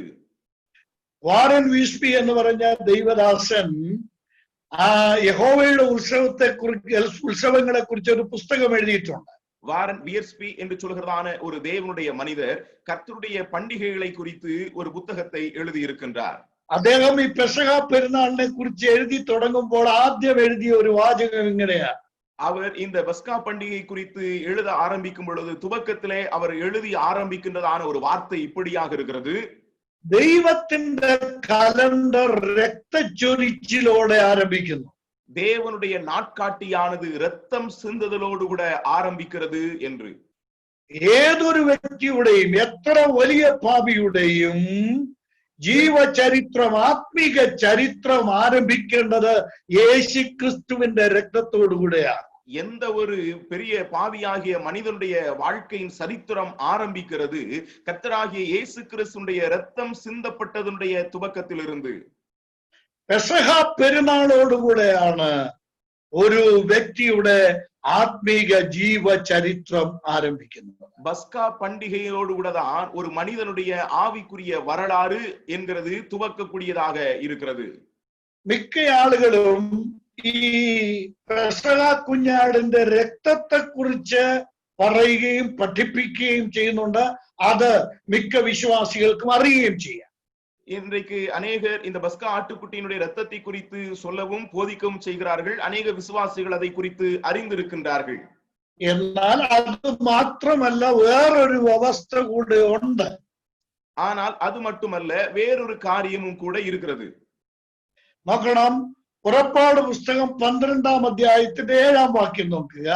நாம் யாத்ராகம புத்தகம் 12ஆம் அதிகாரத்தினுடைய 7வது வசனத்தை நாம் கவனிக்கும் பொழுது, അതിന്റെ രക്തം, കുഞ്ഞാടിന്റെ രക്തം എടുത്ത് വീടുകളുടെ വാതിലിൽ പുരട്ടണം. அதன் ரத்தத்திலே கொஞ்சம் எடுத்து அந்த ஆட்டுக்குட்டியின் ரத்தத்தினுடைய வீட்டு வாசல் நிலைக்கால்களிலே நாம் பூச வேண்டும், தெளிக்க வேண்டும். 8ആം വാക്യം നോക്കാട്ട്. 8வது வசனத்தை நாம் கவனிக்கும் பொழுது, രാത്രിയിൽ അവർ തീയിൽ ചുട്ടതായ മാംസവും പുളിപ്പില്ലാത്ത അപ്പവും തിന്നണം. அன்று ராத்திரியிலே அதன் மாம்சத்தை நெருப்பினாலே சுட்டு புளிப்பில்லாத அப்பத்தோடும் கசப்பான கீரையோடும் அதை புசிக்க வேண்டும். കയ്പ് ചീരയോടുകൂടെ അത് തിന്നണം. 3 കാര്യങ്ങൾ ഇവിടെ പ്രത്യേകം പറഞ്ഞിട്ടുണ്ട്. கசப்பான கீரையோடு கூட அதை புசிக்க வேண்டும். 3 காரியங்கள் அங்கே விசேஷமாக சொல்லப்பட்டிருக்கிறது. രക്തം തളിക്കണം, അത് നമ്മൾ കണ്ടു. രക്തം പുരട്ടണം, அதாவது ரத்தம் பூச வேண்டும் அல்லது தெளிக்க வேண்டும், அதை நாம் பார்த்தோம். രക്തം മാത്രമല്ല, ரத்தம் மட்டுமல்ல, ആ കുഞ്ഞാടിന്റെ മാംസം തീയിൽ ചുട്ട് തിന്നണം, ഭക്ഷിക്കണം. அந்த ஆட்டுக்குட்டியுடைய மாம்சத்தை அக்கினியிலே சுட்டு அதை புசிக்க வேண்டும். ആ മാംസം തിന്നുമ്പോൾ പുളിപ്പില്ലാത്ത അപ്പവും ഭക്ഷിക്കണം. அந்த மாம்சத்தை சாப்பிடும் பொழுது புளிப்பில்லாத அப்பத்தோடும் அதை சாப்பிட வேண்டும். ഇവിടെയാണ് നമ്മുടെ പ്രധാന വിഷയം, പുളിപ്പില്ലായ്മ. പുളിപ്പില്ലാത്ത അപ്പത്തോടുകൂടെ അത് ഭക്ഷിക്കണം. இங்கேதான் நம்முடைய முக்கிய விஷயம் கடந்து வருகிறது. புளிப்பில்லாத அப்பத்தோடு கூட அதை புசிக்க வேண்டும். 3 കയ്പ് ചീരയോടുകൂടെ അത് ഭക്ഷിക്കണം. 3வது கசப்பான கீரையோடும் அதை புசிக்க கடவோம். മിക്ക വിശ്വാസികളും ഞാൻ പറഞ്ഞതുപോലെ ഈ ചോര രക്തത്തെ കുറിച്ച് അവർ ബോധവാന്മാരാണ്, ബോധമതികളാണ്. நான் ஏற்கனவே சொன்னது போல இந்த அநேக விசுவாசிகள் இந்த இரத்தத்தை குறித்ததான காரியத்திலே அவர்கள் அறிந்திருக்கிறார்கள், அதை குறித்ததான காரியங்கள் அவர்களுக்கு தெரிகிறது. ഈ 3 കാര്യങ്ങൾ, അടുത്ത് ചെയ്യേണ്ട 3 കാര്യങ്ങൾ പലരും ശ്രദ്ധിക്കാറില്ല. ஆனால் அடுத்து செய்ய வேண்டியதான இந்த 3 காரியங்களை அநேகர் கவனிக்கிறது கிடையாது. ഒന്ന്, കുഞ്ഞാടിന്റെ മാംസം ഭക്ഷിക്കണം, തിന്നണം. ஒன்று, ஆட்டுக்குட்டியுடைய மாംசத்தை சுட்டு புசிக்க வேண்டும். 2, പുളിപ്പില്ലാത്ത അപ്പം അവർ തിന്നണം. இரண்டாவதாக புளிப்பில்லாத அப்பத்தை அவர்கள் புசிக்க வேண்டும். 3, കയ്പ് ചീരയോടുകൂടെ അത് ഭക്ഷിക്കണം. மூன்றாவது, கசப்பான கீரையோடு கூட அதை புசிக்க வேண்டும். ഈ കയ്പ് ചീര ഇതിൽ ഉൾപ്പെടുത്തിയത് മിശ്രയീമിൽ കഴിഞ്ഞ ദീർഘവർഷങ്ങൾ അവരനുഭവിച്ച പീഡനം, കഷ്ടതയെ അവരെ അനുസ്മരിക്കണം, അവർ ഓർക്കണം. അതിനുവേണ്ടിയാണ് കയ്പ് ചീര പെസഹ പെരുന്നാളിൽ ഭക്ഷിക്കുവാൻ ദൈവം നിർദ്ദേശിച്ചത്. இங்கே கசப்பான கீரையோடு கூட புசிக்கிறதான காரியம் கடந்த நாட்களிலே எகிப்திலே அவர்கள் அனுபவித்ததான அந்த கசப்பின் உணர்வுகளை, அவருடைய அடிமைத்தனத்தின் அனுபவங்களை அவர்கள் நினைவு கூற வேண்டும் என்பதற்காக தான் ஆண்டவர் இங்கே இந்த கசப்பான கீரையை அவர்களுக்கு உட்படுத்தினார். ഇപ്പോൾ ഞാൻ ആ വിഷയം അങ്ങോട്ട് മാറ്റി വയ്ക്കുകയാണ്. 2 കാര്യങ്ങൾ നമ്മൾ ഇവിടെ വായിച്ച 2 കാര്യം. ഒന്ന്, മാംസം ഭക്ഷിക്കണം. 2, പുളിപ്പില്ലാത്ത അപ്പം ഭക്ഷിക്കണം.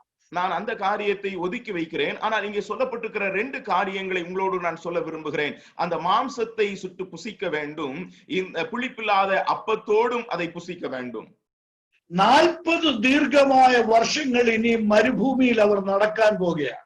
இனி 40 நீண்ட ஆண்டுகள் அவர்கள் வனாந்தர வழியாக அவர்கள் பயணம் செய்ய இருக்கின்றார்கள். അതിന് അവർക്ക് ശക്തി ആവശ്യമാണ്. அதற்கு அவர்களுக்கு பலன் அவசியமான ஒன்றாக இருக்கிறது. ആ ശക്തി നൽകുന്നത് ഈ കുഞ്ഞാടിന്റെ മാംസമാണ്. அதற்கு அவர்களுக்கு பலன் கொடுக்கிறது இந்த ആട്ടുകുട്ടിயினுடைய மாம்சம். കുഞ്ഞാടിന്റെ രക്തം അവരെ വീണ്ടെടുത്തു. ആട്ടുകുട്ടിயினுடைய ரத்தம் அவர்களை மீட்டெடுத்தது. കുഞ്ഞാടിന്റെ മാംസം അവർക്ക് ശക്തി നൽകുകയാണ്. ആട്ടുകുട്ടിயினுடைய മാംസം அவர்களுக்கு பலனை கொடுக்கின்றது. സഹോദരി സഹോദരന്മാരെ, യേശുക്രിസ്തുവിന്റെ ചോരയാൽ നമ്മൾ വീണ്ടെടുക്കപ്പെട്ടാൽ മാത്രം പോരാ. சகோதர சகோதரிகளே, கிறிஸ்து இயேசுனுடைய இரத்தத்தினாலே நாம் மீட்டெடுக்கப்பட்டால் மட்டும் போதாது. ഈ വീണ്ടെടുക്കപ്പെട്ട ദൈവമക്കൾ പോരാട്ടം, മരുഭൂമിയുടെ അനുഭവത്തിലൂടെ അവർ യാത്ര ചെയ്യുമ്പോൾ അവർക്ക് ശക്തി ആവശ്യമാണ്.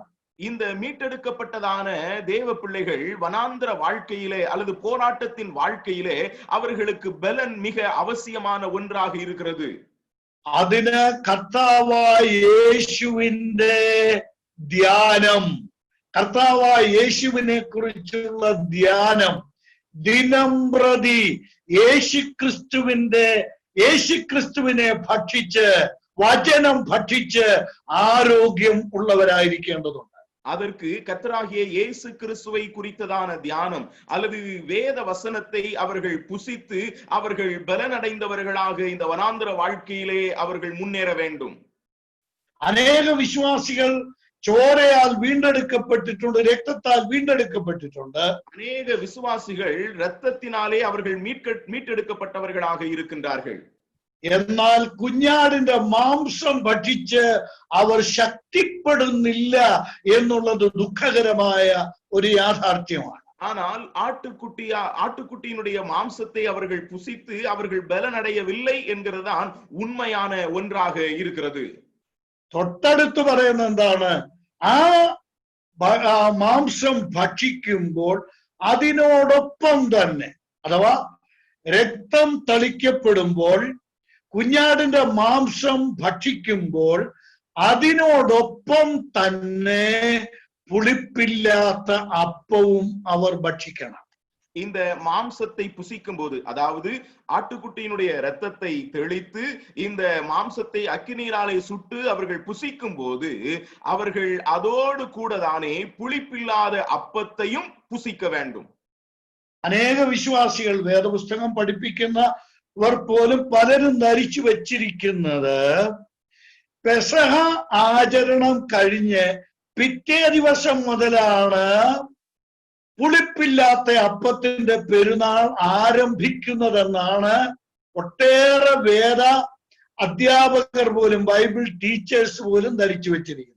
வேத புத்தகத்தை கற்றுக் கொடுக்கக்கூடியதான வேதாகம ஆசிரியர்கள் கூட அநேகர் எண்ணுகிறது பஸ்கா பண்டிகை அல்லது பஸ்கா ஆட்டுக்குட்டியின் அந்த இரவுக்கு பின்பதாய் மறுநாள் தான் இந்த புளிப்பில்லாத அப்ப பண்டிகை ஆரம்பிக்கிறது என்று அநேக வேதத்தை போதிக்கக்கூடியதான வேத போதகர்கள் எண்ணிக்கொண்டிருக்கிறார்கள்.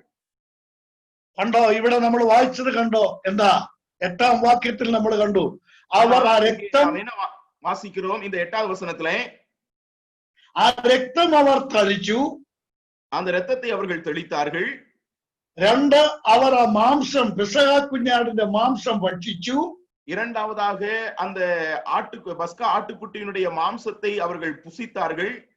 ആ മാംസം ഭക്ഷിക്കുമ്പോൾ തന്നെ അവർ പുളിപ്പില്ലാത്ത അപ്പം തിന്നു. அந்த மாம்சத்தை புசிக்கும் போதுதானே அவர்கள் புளிப்பில்லாத அப்பத்தோடு கூட அதை புசித்தார்கள். നമ്മള് ഈ വലിയ ആശയം, ഇവിടെ ഒരു വലിയ സത്യം വെളിപ്പെടുത്തപ്പെട്ടിട്ടുണ്ട്. இங்கே ஒரு மிகப்பெரியதான சத்தியம் வெளிப்படுத்தப்படுகின்றது. ഒരു ഭാഗം പെട്ടെന്നൊന്ന് നോക്കിയാട്ടെ. ലൂക്കോസ് എഴുതിയ സുവിശേഷം 22ാം അധ്യായത്തിന്റെ 1ാം വാക്യം.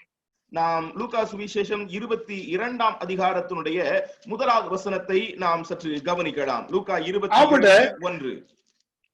അവിടെ പെസഹ പെരുന്നാളും പുളിപ്പില്ലാത്ത അപ്പത്തിന്റെ പെരുന്നാളും തമ്മിലുള്ള അഭേദ്യമായ വേർതിരിക്കുവാൻ കഴിയാത്ത ബന്ധം അവിടെ കാണാം. அங்கே பஸ்கா பண்டிகைக்கும் புளிப்பில்லாத அப்ப பண்டிகைக்கும் இடையில உள்ளதான பிரிக்க முடியாத ஒரு நெருக்கத்தை அல்லது உறவை நாம் அங்கே பார்க்க முடியும். പെസഹ എന്ന പുളിപ്പില്ലാത്ത അപ്പത്തിന്റെ പെരുന്നാൾ, பஸ்கா என்னப்பட்ட புளிப்பில்லாத அப்ப பண்டிகை.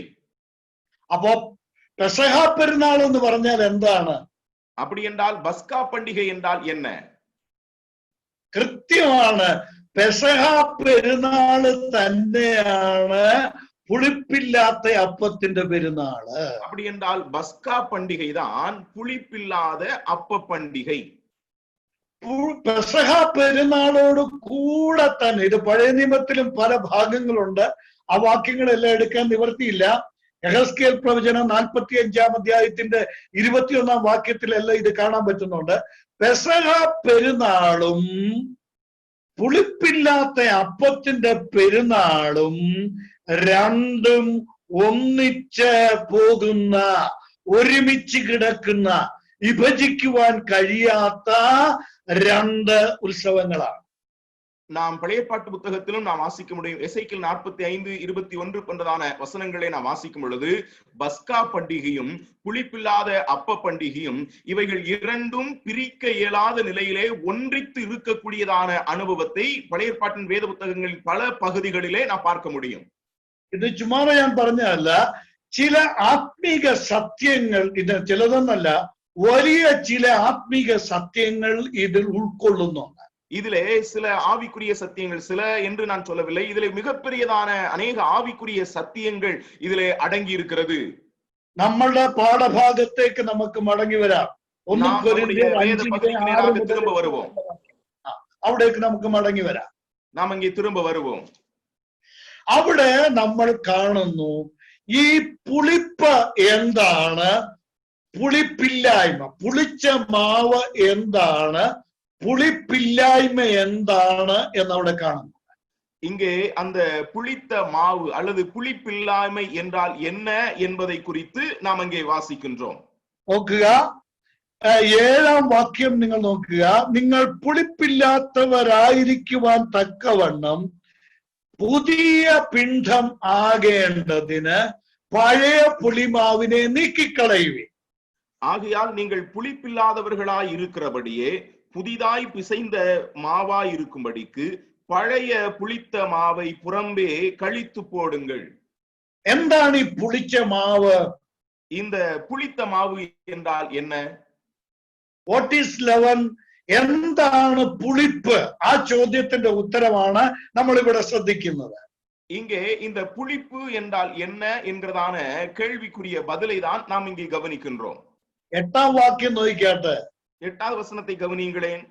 അവിടെ പുളിപ്പ് എന്താണെന്ന് പൗലോസ് അപ്പോസ്തലൻ വ്യക്തമാക്കിയിട്ടുണ്ട്. அங்கே அந்த புளிப்பு என்ன என்பதை பவுல் அப்போஸ்தலன் அங்கே தெளிவுபடுத்தி இருக்கின்றார். തിന്മയും ദുഷ്ടതയുമായ പുളിമാവ്. പുളിച്ച മാവ് എന്ന് പറഞ്ഞാൽ തിന്മയും ദുഷ്ടതയുമാണ്. துர்க்குணம் பொல்லாப்பு என்னும் புளித்த மாவோடும் என்று சொன்னால், புளித்த மாவு என்று சொன்னால் துர்க்குணமும் பொல்லாப்பும் என்பதாகும். ഇനി ഇത് രണ്ടും കൂടെ ചേർത്ത് ഒറ്റ വാക്കെന്ന് പറഞ്ഞ് ഈ തിന്മയും ദുഷ്ടതയും ചേർത്ത് ഒരു വാക്ക് പറയാൻ നമ്മളോട് ആവശ്യപ്പെട്ടാൽ നിസംശയം നമ്മൾ പറയും പാപം. துர்க்குணத்தையும் பொல்லாப்பையும் இணைத்து ஒரே வார்த்தையிலே சொல்ல வேண்டும் என்று சொன்னால் நாம் தாமதிக்காதபடிக்கு நாம் சொல்லுவோம் பாவம் என்று. പാപത്തെ നീക്കിക്കളയണം. பாவத்தை களைந்து போட வேண்டும், புறம்பாக்க வேண்டும். അപ്പോൾ പുളിച്ച മാവെന്ന് പറയുന്നത് പാപമാണ്, അഥവാ അശുദ്ധിയാണ്. ஆகவே புளித்த மாவு என்று சொல்லுகிறது பாவம் என்பதாகும், அல்லது அசுத்தமான ஒன்று. പുളിപ്പില്ലായ്മ എന്താണ്? புளிப்பில்லாத அனுபவம் என்ன? നോക്കണം, അതേ വാക്യത്തിൽ 8ആം വാക്യത്തിന്റെ അവസാനം സ്വച്ഛതയും സത്യവുമാണ് പുളിപ്പില്ലായ്മ. துப்புரவும் உண்மையும் என்பதுதான் புளிப்பில்லாத அனுபவமாகும். ഇത് രണ്ടും കൂടെ ചേർത്ത് ഒരു വാക്ക് പറഞ്ഞാട്ടെ. இவை இரண்டையும் சேர்த்து ஒற்றை வார்த்தையிலே சொல்லுங்களேன். എന്താ അത്? என்ன? വിശുദ്ധി. വിശുദ്ധി, பரிசுத்தம், பரிசுத்தம் என்பதாகும். ദൈവത്തിന് സ്തോത്രം. അപ്പോൾ അശുദ്ധി അഥവാ പാപം എന്നത് പുളിച്ച മാവിനെ കാണിക്കുകയാണ്. தேவனுக்கு மகிமை உண்டாவதாக. அப்படி என்றால் பாவம் என்பது, அது அசுத்தம் என்பது புளித்த மாவை காண்பிக்கக்கூடிய ஒன்றாக இருக்கிறது. എന്നാൽ വിശുദ്ധിയെ പുളിപ്പില്ലായ്മയോട് ദൈവത്തിന്റെ പരിശുദ്ധാത്മാവ് ഇവിടെ ഉപമിച്ച് പറഞ്ഞിരിക്കുകയാണ്. பரிசுத்தத்தை புளிப்பில்லாத தன்மையோடு கூட தேவ ஆவியானவர் இங்கே ஓமைப்படுத்தி ஒப்புமைப்படுத்தி அவர் சொல்லுகின்றார். പെസഹ കുഞ്ഞാടിന്റെ രക്തം തളിക്കുമ്പോൾ, பஸ்கா ஆட்டுக்குட்டியினுடைய ரத்தம் தெளிக்கப்படும் பொழுது, പെസഹ കുഞ്ഞാടിന്റെ മാംസം തിന്നുമ്പോൾ, பஸ்கா ஆட்டுக்குட்டியின் மாம்சத்தை புசிக்கும் போது, അപ്പോൾ തന്നെ அப்பொழுதுதானே പുളിച്ച മാവിനെ നീക്കിക്കളയണം, പുളിപ്പില്ലാത്ത അപ്പം തിന്നണം. புளித்த மாவை களைந்து போட்டு புளிப்பில்லாத அப்பத்தை புசிக்க வேண்டும். നോക്കണം, പെസഹായോട് കൂടെ തന്നെ ആരംഭിക്കുന്നതാണ് വിശുദ്ധിയുടെ ജീവിതം. பஸ்காவோடு கூட துவங்குகிறது தான் பரிசுத்தமுள்ள ஒரு வாழ்க்கை. ഇത് പല വിശ്വാസികളും ഈ വിഷയം പഠിക്കുമ്പോൾ ഗ്രഹിച്ചിട്ടില്ല എന്നുള്ളതാണ് സത്യം.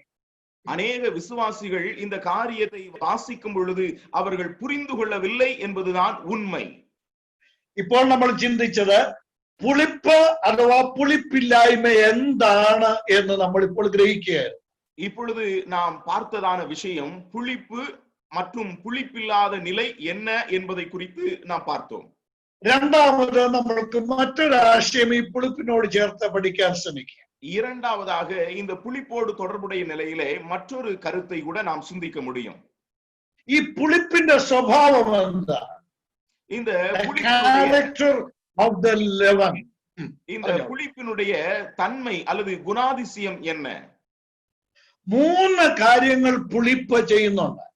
இந்த புளிப்பு 3 காரியங்களை அது செய்யக்கூடியதாக இருக்கிறது. ഒരു കലത്തിൽ മാവ് നമ്മള് എന്തെങ്കിലും പലഹാരം ഉണ്ടാക്കാൻ വേണ്ടി, ഇഡ്ഡലിയോ ദോശയോ എന്തോ ഉണ്ടാക്കാൻ വേണ്ടി മാവ് നമ്മൾ ഒരു കലത്തിൽ വെച്ച് കഴിഞ്ഞാൽ, நாம இட்லியோ தோசையோ நாம சமைக்கும்படியாக ஒரு பாத்திரத்திலே ஒரு மாவை நாம் வைத்திருக்கும் பொழுது അതിൽ നമ്മൾ പുളിപ്പ് ചേർക്കാറുണ്ട്, ഈസ്റ്റ് ചേർക്കാറുണ്ട്. அதிலே நாம் புளிப்பு அல்லது ஈஸ்ட் நாம் சேர்க்கிறது உண்டு, அதை புளிக்க வைக்கிறது உண்டு. അത് പുളിപ്പിക്കുന്നതിന്റെ 3 കാരണങ്ങൾ, ഈ പുളിപ്പ് ചെയ്യുന്ന 3 കാര്യങ്ങളുണ്ട്. இந்த புளிப்பு செய்யக்கூடியதான 3 காரியங்கள் இருக்கிறது. ഒന്ന്, സാധാരണമായിട്ട് വളരെ ലളിതമാണ്. അത് ആ മാവിനെ പുളിപ്പിക്കുന്നു എന്നുള്ളതാണ്. ஒன்று மிக எளிய நிலையிலே அது அந்த மாவை புளிப்புள்ளதாக மாற்றுகிறது. രണ്ട്, ഈ മാവ് വീഴുന്നിടത്തു മാത്രമല്ല, ഇടുന്നിടത്തു മാത്രമല്ല, ആ മാവ് മൊത്തം ഈ പുളിപ്പ് വ്യാപരിക്കുകയാണ്. அதாவது സർവത്ര അത് വ്യാപിക്കുക. இந்த புளிப்பானது அல்லது அந்த ஈஸ்டானது அந்த அது போடப்படுகிற இடத்தில் மட்டுமல்ல, ஒரு குறிப்பிட்ட இடத்தில் மட்டுமல்ல, அந்த மா முழுவதுமாக அது படருகின்ற ஒன்றாக இருக்கிறது, பரம்புகின்ற ஒன்றாக இருக்கிறது. மூன்றாவதாக ഈ പുളിമാവ് ചെയ്യുന്ന, ഈ പുളിപ്പ് ചെയ്യുന്ന കാര്യം ആ മാവിനെ പൊലിപ്പിക്കുകയാണ്. ഞാൻ കണ്ടിട്ടുണ്ട് എന്റെ ബാല്യകാലത്തില് എന്റെ അമ്മ ഈ കലത്തിൽ ഈ മാവിൽ പുളിപ്പ് ചേർത്ത് വെച്ചിട്ട് രാവിലെ ആകുമ്പോഴത്തേക്ക് കലത്തിന്റെ പകുതിയോ അതിന്റെ താഴെയോ ഉണ്ടായിരിക്കുള്ളൂ. തലേ ദിവസം മാവ് വയ്ക്കുമ്പോൾ രാവിലെ നോക്കുമ്പോൾ ആ കലം നിറച്ച് மாவு பொலிச்சிருக்கிறதாய் காணலாம். மூன்றாவதாக இந்த புளிப்பு செய்யக்கூடியது அந்த மாவை அது பொங்கச் செய்கிறது, அதை அதிகமாக பெருகச் உப்ப பண்ணுகிறது. நான் என்னுடைய சிறு வயதிலே பார்த்திருக்கிறேன். என்னுடைய அம்மா அந்த மாவை அவர்கள் அது புளிப்பாக்கி வைக்கும் பொழுது, இரவிலே வைக்கும் பொழுது, அது ஒருவேளை இந்த பாத்திரத்தினுடைய பகுதியாகவோ அல்லது கீழே இருக்கும். ஆனால் காலையிலே பார்க்கும் பொழுது அந்த மாவு அந்த பாத்திரத்தினுடைய முழுவதுமாக அது பொங்கி நிறைந்து இருக்கும். അപ്പോൾ പുളിപ്പ് ചെയ്യുന്ന 3 ജോലികൾ നിങ്ങൾ ഓർക്കണം. அப்படி என்றால் இந்த புளிப்பு செய்யக்கூடியதான 3 விதமான வேலைகளை நாம் இங்கே பார்க்கின்றோம். ഒന്ന്, അത് പുളിപ്പിക്കുന്നു. ஒன்று, அது அதை புளிப்பாக்குகிறது. രണ്ട്, അത് സർവത്ര വ്യാപിക്കുന്നു. இரண்டாவதாக அது எல்லா இடத்திலும் அது பரவுகிறது. മൂന്ന്, ഈ പുളിപ്പ് പൊലിപ്പിക്കുകയാണ്, അത് വർദ്ധിതമാക്കി മാറ്റുകയാണ്. மூன்றாவது, இந்த புளிப்பானது பொங்கச் செய்கிறது அல்லது அதை பெருகச் செய்கிறது. ഇനി നമ്മൾ ശ്രദ്ധിക്കേണ്ട ഒരു കാര്യം, ഒരു മാവ് പുളിപ്പിക്കാൻ ആ മാവിന്റെ അത്രയും പുളിപ്പ് ചേർക്കണ്ട. அதாவது இதுல நாம் அடுத்து கவனிக்க வேண்டிய ஒரு விஷயம், ஒரு மாவை புளிக்க வைக்கிறதுக்கு மாவு எந்த அளவுக்கு இருக்கிறதோ அந்த அளவுக்கு அதிலே புளிப்பூட்டக்கூடியதான காரியத்தை சேர்க்க வேண்டிய அவசியமே கிடையாது. ഇവിടെ പൗലോസ് പറയുന്ന അസാരം, ഒരു സ്വല്പം മതി, ഒരു അല്പം ഈസ്റ്റ് ചേർത്താൽ മതി. இங்கே பவுல் சொல்லுகிறார், அங்கே ஒரு அற்பமான கொஞ்சம் புளித்தமா என்று நாம் பார்க்கின்றோம். അപ്പൊ ഒരല്പം ചേർത്താൽ മതി, அங்கே கொஞ்சம் சேர்த்தால் போதும். ഒരു കൊച്ചു പാപം നമ്മുടെ ജീവിതത്തിൽ വെച്ചുകൊണ്ടിരുന്നാൽ, ആ പുളിച്ച മാവ് നമ്മുടെ ജീവിതത്തിൽ കരുതിയാൽ അത് നമ്മളെ പുളിപ്പിക്കും. நம்முடைய வாழ்க்கையிலே ஒரு சின்ன பாவம் நம்முடைய வாழ்க்கையிலே அந்தரங்கத்திலே நாம் வைத்துக் கொண்டிருப்போம் என்று சொன்னால், ஒன்று, அது நம்முடைய தனிப்பட்ட வாழ்க்கையை அது புளிப்பாக்குகிறதாக மாற்றுகிறது. அது സർവത്ര വ്യാപിക്കും. அதன் பின்பதாக அது முழுவதுமாக அது படருகிற ஒன்றாக, பரவுகிற ஒன்றாக மாறும்.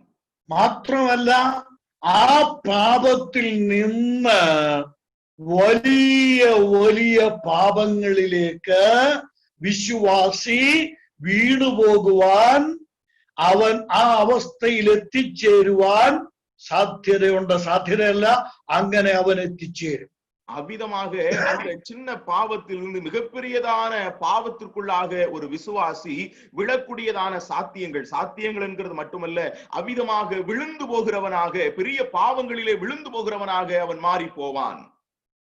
അസാരം പുളിമാവ്, ചെറിയ അശുദ്ധി നമ്മുടെ ജീവിതത്തെ വ്യക്തിപരമായി, അത് പേഴ്സണലായിട്ട് നമ്മളെ പുളിപ്പിക്കും. கொஞ்சம் புளித்தமா, அதாவது ஒரு சின்ன பாவம் தனிப்பட்ட விதத்திலே நம்முடைய வாழ்க்கையை அது புளிப்பாக்குகிறது, பாவமாக்குகிறது. രണ്ട്, അത് കുടുംബത്തിലേക്ക് വ്യാപിക്കും. இரண்டாவதாக அது குடும்பத்துக்குள்ளாக பரவுகின்ற ஒன்று. മൂന്ന്, അത് സമൂഹത്തെ ബാധിക്കും. மூன்றாவது, அது சமுதாயத்தையும் பாதிக்கும். അതുകൊണ്ടാണ് പൗലോസ് അപ്പോസ്തലൻ ഇവിടെ വലിയ അപകട മുന്നറിയിപ്പ് നൽകുന്നത്. ഈ പുളിച്ച മാവിനെ നീക്കിക്കളയുവീൻ.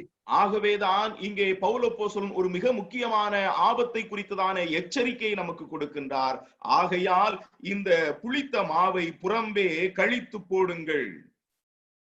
പുറപ്പാട് പുസ്തകം 12-ാം അധ്യായത്തിൽ പെസഹ ആചരിക്കുമ്പോൾ തന്നെ ദൈവം പറയുന്നു, നിങ്ങളുടെ കൂടാരങ്ങളിൽ നിന്ന്, നിങ്ങളുടെ വീടുകളിൽ നിന്ന് പുളിച്ച മാവ് നീക്കിക്കളയുവേ. பஸ்கா பண்டிகை ஆசரிக்கக்கூடியதான அந்த சந்தர்ப்பத்தில் தானே, பஸ்காவின் சந்தர்ப்பத்தில் தானே ஆண்டவராகிய கர்த்தர் சொல்லுகிறார், உங்களுடைய கூடாரங்களிலிருந்து வீடுகளிலிருந்து புளிப்பை, புளித்த மாவை அகற்றி போடுங்கள் என்று சொல்லி. പ്രിയ ദൈവ പൈതലേ, നീ രക്ഷിക്കപ്പെടുന്ന അതേ ക്ഷണത്തിൽ തന്നെ ഈ പുളിച്ച മാവിനെ നീക്കിക്കളയണം, പാപത്തെ നീക്കിക്കളയണം. அருமையான தேவனுடைய பிள்ளையே, நீ அந்த க்ஷணப்பொழுதில் தானே இந்த புளித்த மாவை, இந்த பாவத்தை உன்னை விட்டு அகற்றி போட வேண்டும். 2 കൊരിന്ത്യർ 5-ാം അധ്യായത്തിന്റെ 17-ാം വാക്യത്തിൽ പൗലോസ് അപ്പോസ്തലൻ പറഞ്ഞിരിക്കുന്നത് അതാണ്. 2 கொரிந்தியர் 5-ாம் அதிகாரத்தினுடைய 17வது வசனத்திலே அப்போஸ்தலனாகிய பவுல் சொல்லி இருக்கிறது அதை பற்றி தான். ഒരുത്തൻ ക്രിസ്തുവിലായാൽ അവൻ പുതിയ സൃഷ്ടി. ஒருவன் கிறிஸ்துவுக்குள் இருந்தால் அவன் புதிய சிருஷ்டியாக இருக்கின்றான். യേശു ക്രിസ്തുവിലായി തീരുന്ന അതേ സമയത്ത് തന്നെ അവൻ പുതിയ സൃഷ്ടിയായി മാറ്റപ്പെടുകയാണ്. ஒருவன் இயேசு கிறிஸ்துவுக்குள்ளாக வரும் பொழுது தானே, அந்த நேரத்தில் தானே அவன் ஒரு புதிய சிருஷ்டியாக மாறுகின்றான். അടുത്ത പൗലോസ് പറയുന്നത് എന്താ? പഴയത് കഴിഞ്ഞുപോയി, സകലവും പുതുതായി തീർന്നിരിക്കുന്നു. அடுத்து பவுலப்போஸ்தலன் என்ன சொல்கிறார்? பழையவைகள் எல்லாம் ஒளிந்து போயின, எல்லாம் புதிதாயின என்று சொல்லி. കുഞ്ഞാടിന്റെ ചോര നിന്റെ ഹൃദയത്തിൽ തളിക്കപ്പെടുമ്പോൾ, ஆட்டுக்குட்டியானுடைய ரத்தம் உன்னுடைய இருதயத்திலே தெளிக்கப்படும் பொழுது, ഈ കുഞ്ഞാടിന്റെ മാംസം നീ ഭക്ഷിക്കുമ്പോൾ, இந்த ஆட்டுக்குட்டியினுடைய மாംசத்தை நீ புசிக்கும் போது, അപ്പോൾ തന്നെ പുളിപ്പിനെ, പുളിച്ച മാവിനെ നിന്റെ ജീവിതത്തിൽ നിന്ന് അശേഷം നീക്കിക്കളയണം. அப்பொழுதுதானே உன்னுடைய வாழ்க்கையிலிருந்து இந்த புளித்த மாவை முழுவதுமாக நீ எடுத்து போட வேண்டும், களைந்து விட வேண்டும். അത് തന്നെയാണ് പത്രോസ് പറയുന്നത്. നീക്കിക്കളയുവീൻ എന്നുള്ള വാക്ക് പത്രോസ് അപ്പോസ്തലൻ എഴുതിയിട്ടുണ്ട്. ஆகவேதான் பேதுரு அப்போஸ்தலன் களைந்து போடுங்கள் என்கிறதான வார்த்தையை, ஒழித்து விடுங்கள் என்கிறதான வார்த்தையை அவர் பயன்படுத்துகிறதை பார்க்கிறோம். 1 പത്രോസ് 2-ാം വാക്യം. 1 பேதுரு 2-ாம் அதிகாரத்தினுடைய 1வது வசனத்திலே, സകല ദുഷ്ടതയും എല്ലാ ചതിവും വ്യാജഭാവവും അസൂയയും എല്ലാ നുണയും നീക്കിക്കളയണം. 2வது வசனத்திலே, சகல துர்க்குணத்தையும், சகலவித கபடத்தையும், வஞ்சகங்களையும், பொறாமைகளையும், சகலவித புறங்கூறுதலையும் ஒழித்து விட்டு. അവിടെ നമ്മൾ വായിക്കുന്നു, വചനമെല്ലാം മായമില്ലാത്ത പാല് കുടിക്കുക. அங்கே நாம் வாசிக்கிறோம், திருவசனமாகிய കളങ്കമില്ലാத ஞானப்பாலை அருந்துதல்.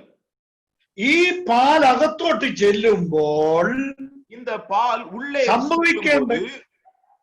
അവിടെ സംഭവിക്കേണ്ട കാര്യം, அங்கே நடக்க வேண்டிய விஷயம், ചതിവും വ്യാജഭാവവും അസൂയയും നുണയും നീങ്ങിപ്പോകണം.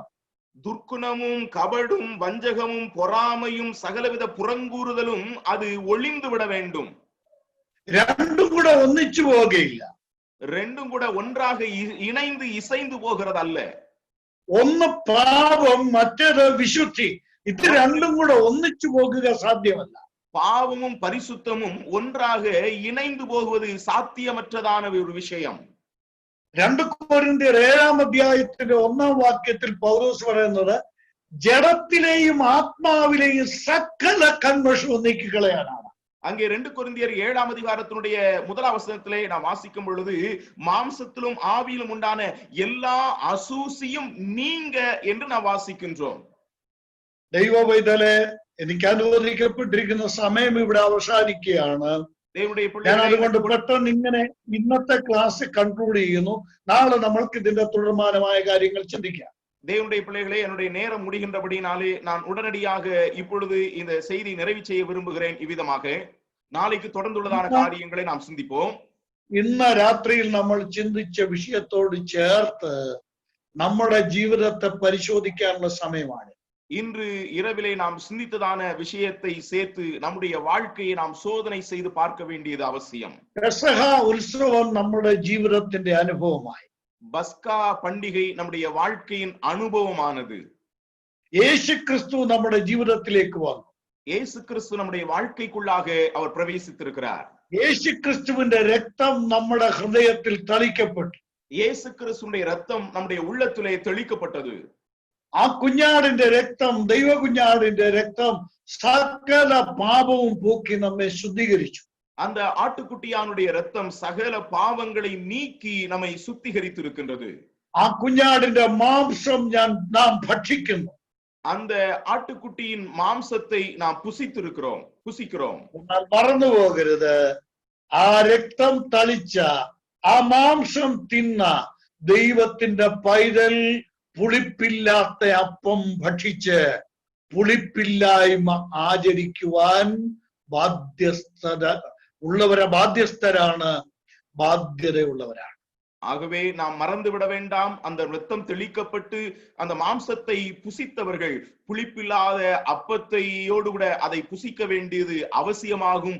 அது அவர்களுக்குரியதான ஒன்று. அதற்கு அவர்கள் கடமைப்பட்டவர்களாக இருக்கின்றார்கள்.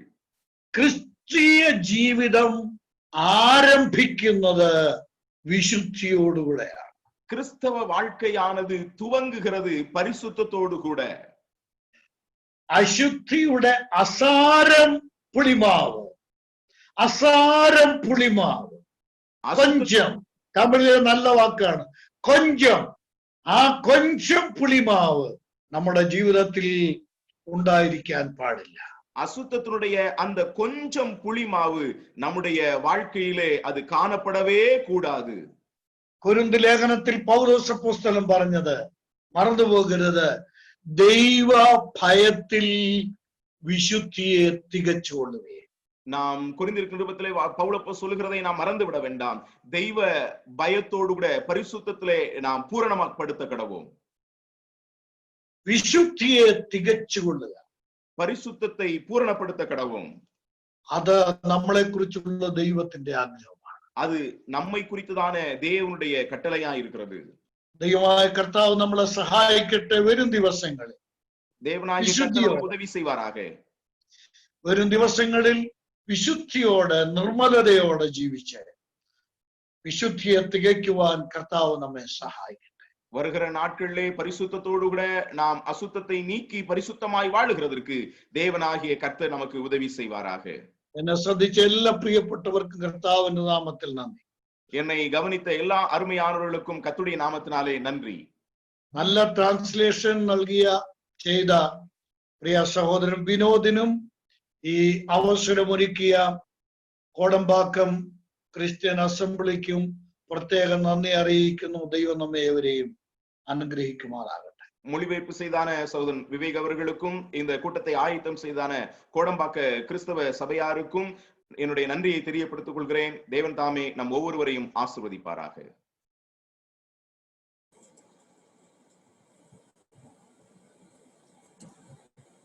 Praise be to God. Once again, we thank God for this message which has powerfully come to us from our dear Achain Tambachai, the scholar in the Word of God. We had heard many references, cross-references from various scripture portions. We praise God on the matter of from the time when the Israelites left, the Passover time, and from that day when the lamb was killed and put on the doorpost. But the main content or the important part of the whole message is this: let us not leaven make it leaven our unleavened thing, make our life sinful with the small sins, so that by the time we are saved, redeemed, we would be totally slowly become totally leavened, and the truth and the sincerity, the holiness in our life would be totally gone away in our personal life, in our family life, and in the church life. Hence, if all this is gone, then of course the society will be tarnished because of us, and we will be tarnishing the name of the Holy God in Christ Jesus. So this message has come in such a powerful manner that we take small sins with our words, with our thoughts, with our hearts, with our heart, and everything that we have within us, that we spoil the whole thing and try to compete with one another in our materialistic world, and so and everything, that we forget the whole concept of salvation, the so great a salvation that the Lord God has given his very life through his Son. Behold the Lamb of God, which removeth, which taketh away the sin of the world. That is what the John the Baptist had told, and that rings to us even after 2000 years, and we are in that 21st century. So let us try to make ourselves more true in our life, and unleavened, so that our holy life would look good in the sight of God. We thank you, dear Thambachayan, for the message which has strongly come to us in today evening. We praise God for that. And also we thank and praise God for Evangelist Vivek for translating this message so fluently to the power of God, and we praise God for that, and we give all glory to God for Vivek, Evangelist Vivek from Madurai. We continue to give all glory to God for him. So we praise God for Evangelist P.S. Tamban from Kerala, and also Evangelist Vivek from Kerala. Also we thank Vivek from Madurai. Also we thank Sister Julia Sunny for singing the song, and we praise God for her. And above all, we thank each one of you for joining in today evening also. And as every evening after evening, there's around 73rd meeting, Bible study meeting on Zoom after the coronavirus had started in Kodambakkam Christian Assembly. We praise God for this doing through various preachers, eminent preachers like dear Uncle P.S. Tamban has come. We praise God for what he is doing through such a way, and we thank because of your prayers, because of your involvement, because of your support, because whenever you, before the meeting comes itself, the great presence of God is felt. So we thank for God for everything. Continue to remember this, and definitely we are sure that God would teach you many things from the Word of God through this such meetings, Bible study meetings, and not only here, in other Zoom meetings, so that wherever you go, definitely God will touch us in our heart, and we will walk Christ in our life, we will live Christ in our life day to day. So that is what we should see in our day-to-day life, not just hear and forget, but to do what is supposed to, obey God, what is supposed to be done. So we thank all of you once again. Now for the closing of the meeting, the prayer, the closing prayer, I request Dr. K.M. Samuel from US, he's actually from Kerala, Brother K.M. Samuel, to please close in with the word of prayer, the meeting. Over to Brother K.M. Samuel in US. Sure. Shall we pray? Our gracious Heavenly Father, we thank you for this very blessed time you gave us, Lord, to gather in your presence this evening. Thank you, Lord, for speaking to each one of us what we need to live and what we need to have with us. Lord, it was an edification to each one of us, a renewal in Christian faith. all the unleavened things, Lord, may be put on in our hearts. The truth, the sincerity, and all the good qualities which Jesus Christ has shown to us. Lord, help us to put on those things as we are supposed to be the exemplary models in this world. Every leaven thing of sinful nature, all the unholy things, Lord, help us to leave and be away from those. How it pollute the family, pollute the individual, how it pollute the society, even the church. We were just hearing from your servant. Thank you, Lord, for speaking to each one of us. In these days, Lord, it may be a self-examination for each one of us, especially in this COVID period as we are locked up in houses. Help us to examine ourselves tonight and even in further days and make a change, Lord, wherever needed. Thank you, Lord, for your servant. Thank you, Lord, for filling him with your Holy Spirit. In your power, he spoke to us. And this may be a renewal in our Christian life. Thank you, Lord, for the translator. The brother has done a wonderful translation, word to word, to understand the real message what our brother was sharing. Thank you, Lord, for Kodambakam Brethren Assembly. Thank you, Lord, for Brother Johnson, who is coordinating it since several months. He is managing it. Lord, we thank you. Through this source, the believers around the world are being blessed. Bless them too, Lord. Committing all those who gathered this evening. Bless them all, Lord, wherever they are.